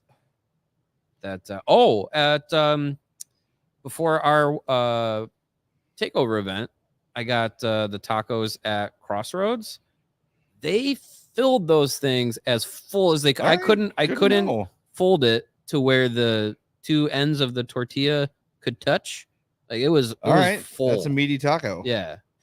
I just had a great couple tacos last night at Taqueria El Milagro in Pilsen. Oh, Holy stop yourself! That is the greatest. swear. Pilsen's where they have the Taco Fest, right? Yeah. Yeah. Oh my god! Like the carne asada there was unreal, Mm-hmm. unreal. And they on their I- tacos they I throw. shouldn't even ask you this. You're onion and cilantro guy. I don't like raw onions, but last Really? night I was okay with them in the mix because they also threw rice and beans and like a nice little like a cabbagey slaw kind of thing on them. See, I like think those. cabbage is better in tacos than lettuce. Yeah, Cabbage sure. Well, remains sure. crunchy. It doesn't get soggy and gross. Yeah. Warm lettuce is nasty. Correct. Yeah. I prefer the cilantro, onion, lime juice tacos. Yeah. Yeah, me yeah. too. Yeah, Over the yeah. Americanized version with the salad and sour cream on top. I'm not against that. Yeah, it's fine. It's fine. but I'll do cilantro, onion, sour cream, and cheese. By the way, Rick Load it up. Bayless, Load it brother, the likable Bayless. brother of Here we go. Ooh. Here we go. Here we go. Come on, Slaggert. Yeah! No doubt about that one. Woo! That's his first goal. Beautiful. That one's gonna count. That one counts. There we Almost had go. one earlier. Yeah. Love that. Love that journey for him. Again, not a guy you can ever Who since made he's that been pass? here That was that a great can, pass. as we were talking about. Oh, jeez. Christ. Is this copywritten? Uh-oh. Yeah, we're gonna get it. You're gonna get us a flag. I know. muted his mic. Good. He sucks. Put it in your ear. Golden Yeah, Gunners. sorry. The next 2 weeks are of our We show. can't play the Notre Dame fight song. Probably not, but also fuck Notre Dame. Like no. Oh, wow. I agree. Oh, that's aggressive. You talk to Jesus that Yeah, way? they're that one dirty college football program. Like really, I just love that. Like, literally, no college football program can call another one shady. They are all trash. Right. But they were the ones that pretended not to be. I when mean, they- So, as I a just Notre think Dame fan, I Catholics acknowledge were- that Notre Dame is as shady as any other program. I just love them because I grew up watching them with my grandpa. Notre Dame is shady. So there you Acknowledged. go. I just don't like Notre Dame. That's fine. I don't either. That is shocking to me, Greg. No. You saying I don't like anything? I like plenty. Of I things. mean, there are things you like. I don't like Notre Dame because as a kid, it was like, wait a minute, why do I have to go through 4 pages of Notre Dame in Illinois about an Indiana school? Do you want to read about the Illini, schools? their illustrious history, That's where most of my family went. the ISU Redbirds? What is going on here? I rooted for schools that my family actually had a connection to, not just because they were on TV. I have a connection. I'm Irish and Catholic. Gentlemen, we have a wonderful super chat from Patrick Ryan for $10. Yes. Who says, I Yeah. appreciate the live watch along. I don't get to see every show live, but you guys make being a Blackhawks fan fun. I'm looking forward to the coming years in Chicago when the team is complete. Let's go Hawks. Girl, same. All I right. love hearing that. Thank you, Patrick. That's That's wonderful. awesome. Thank you, I like Patrick. the sprint car in his That is pretty avatar sweet. there. Yeah. Nice. Yes. Went to a lot Yeah, of- that's the goal of what we're doing Yep, here. that's- Is to make it fun for the Oh. good times and the bad. I just, I think back to 13, 14 as a Cub fan. And like, here's a video from some dude at the Arizona Fall League of Chris Bryant, like hitting a massive home run Mhm. and just watching that over and over again. You're just like, this is on the way. Yeah. The rebuild part can be fun. Oh yeah. Like you just saw us react to Slaggert scoring. Every game's worth watching because Connor Bedard's on the ice. Yeah. Like this part does have its value. And if you endure this part of the team, when they win, you feel more ownership of the win. You Feels so feel much better. it feels better. It's more Anthony satisfying Steves had a rough game. as opposed to just jumping in when they're good again and then singing Chelsea Dagger. And then they make the playoffs. I'm gone. Yeah. I'm back. I'm gone. I'm back. I'm gone. Yeah, You know, no, they say the buildup makes the finish better. Yeah. What were you gonna say, Greg? I was just gonna say that you get validation when you stick through it through all the crap years, and when it Right. finally happens, you feel better. Yeah, like you absolutely. like wow, I've been with these. Like I've been there since Connor Bedard's debut. I've watched him grow. Like Mhm. I remember seeing, when Landon Slaggert scores a big overtime goal in the Stanley Cup playoffs, you're like, I remember that time he scored his first goal. We were against doing St. a watch Louis. along. Yeah. And Yeah, you get they, more they inve- interrupted. Oh my God. Eat one me. one There's more. Jared Yeah, there you Tenori go, standing there Tenori. being Just doing Fight nothing. again. you've had Yeah. you've Oh, had a damn. shit game. Just throw your fists. But that's Luke Richardson's fault that Jared Tenori just stands around and watches I goals. mean, he put him in the lineup. He's got 6 defensemen. Yeah. Yeah. It's Luke Richardson's fault that he just stood there and watched One Jordan more. Kite. One more for good measure. But as I mentioned earlier, and I'm sure we'll talk about it in the post-game show, oh yeah. Landon Slaggert is another one of these young guys that matters that you can't question. You can't question the effort. No. Sammy Blah. As we're talking about, as we did in the second intermission, like guys we want to bring back. I know he's under contract. I'm just saying, he strikes me as a guy that might not play for Rockford. Maybe not. Slaggert. I mean, maybe this year, He's right? not playing for He, them. Oh, yeah, won't- he can't won't now, play right? for him. He won't play That's for right, him he this can't. year. but But like no, he might just be a Blackhawk. he might. He might. I mean, he's going to be a guy that's going to go into next year's training camp. I don't think he's playing in prospect camp. I think he's going to be in training camp. And he'll have an opportunity to stake a claim to his current roster spot. I've And- seen and not- nothing that and not tells me lose it. that he is not an NHL player. No, not yet. No, I mean the only way. It might not be the worst thing in the world if he doesn't make the team out of camp, because that means the team's that much better that they just don't have a spot for him. Where Nazar's here, maybe Colt Knock wins. Maybe you get a couple free agents. Taylor Yeah. Hall's healthy, so that might not be like the end of the world. That guy looks like Derek King's brother. Yeah, he is scary. So did they say no goal because it was a high stick or something? I don't know, but if they take it off the board, I don't hate that. Yeah, they took it off. Yeah, no goal. Yeah, good. 5-2 is better than It was Yeah. either hit with a high stick or it was it. it was a It was a hand high pass. stick. Yeah, he. And I think that's why Tenorti, there must have been a whistle. We There don't have might the have- sound on. Yeah, There must have been a whistle, and that's why Tenorti decked him, because he shot it in the net after the whistle. That's what Ben Pope says. Yeah. Puck went in after a whistle. So that's why the reaction is there. Don't do that. That's pass it around, guys. Cycle. Shoot it, Jesus! well, that's that. And that is that. Mercy. It's All right, over. well, that's it. The watch along's over. We want to thank our friends at Coors Light for presenting the watch along. Grab yourself an ice cold Coors Light. Go to CoorsLight.com/CHGO to get some Coors Light delivered to your door via Instacart. Yeah. We will be with you momentarily on the post-game show. It will be a different link. So we're going to end this broadcast, start a new one. Just threw the link into the chat. So go there now. We'll be on in 5-10 minutes here. Yeah, we'll tweet it out shortly too. Yeah. Yeah. So See you there. Or if you want to write down, it's youtube.com/. HTTP /35 capital LZ7 9er.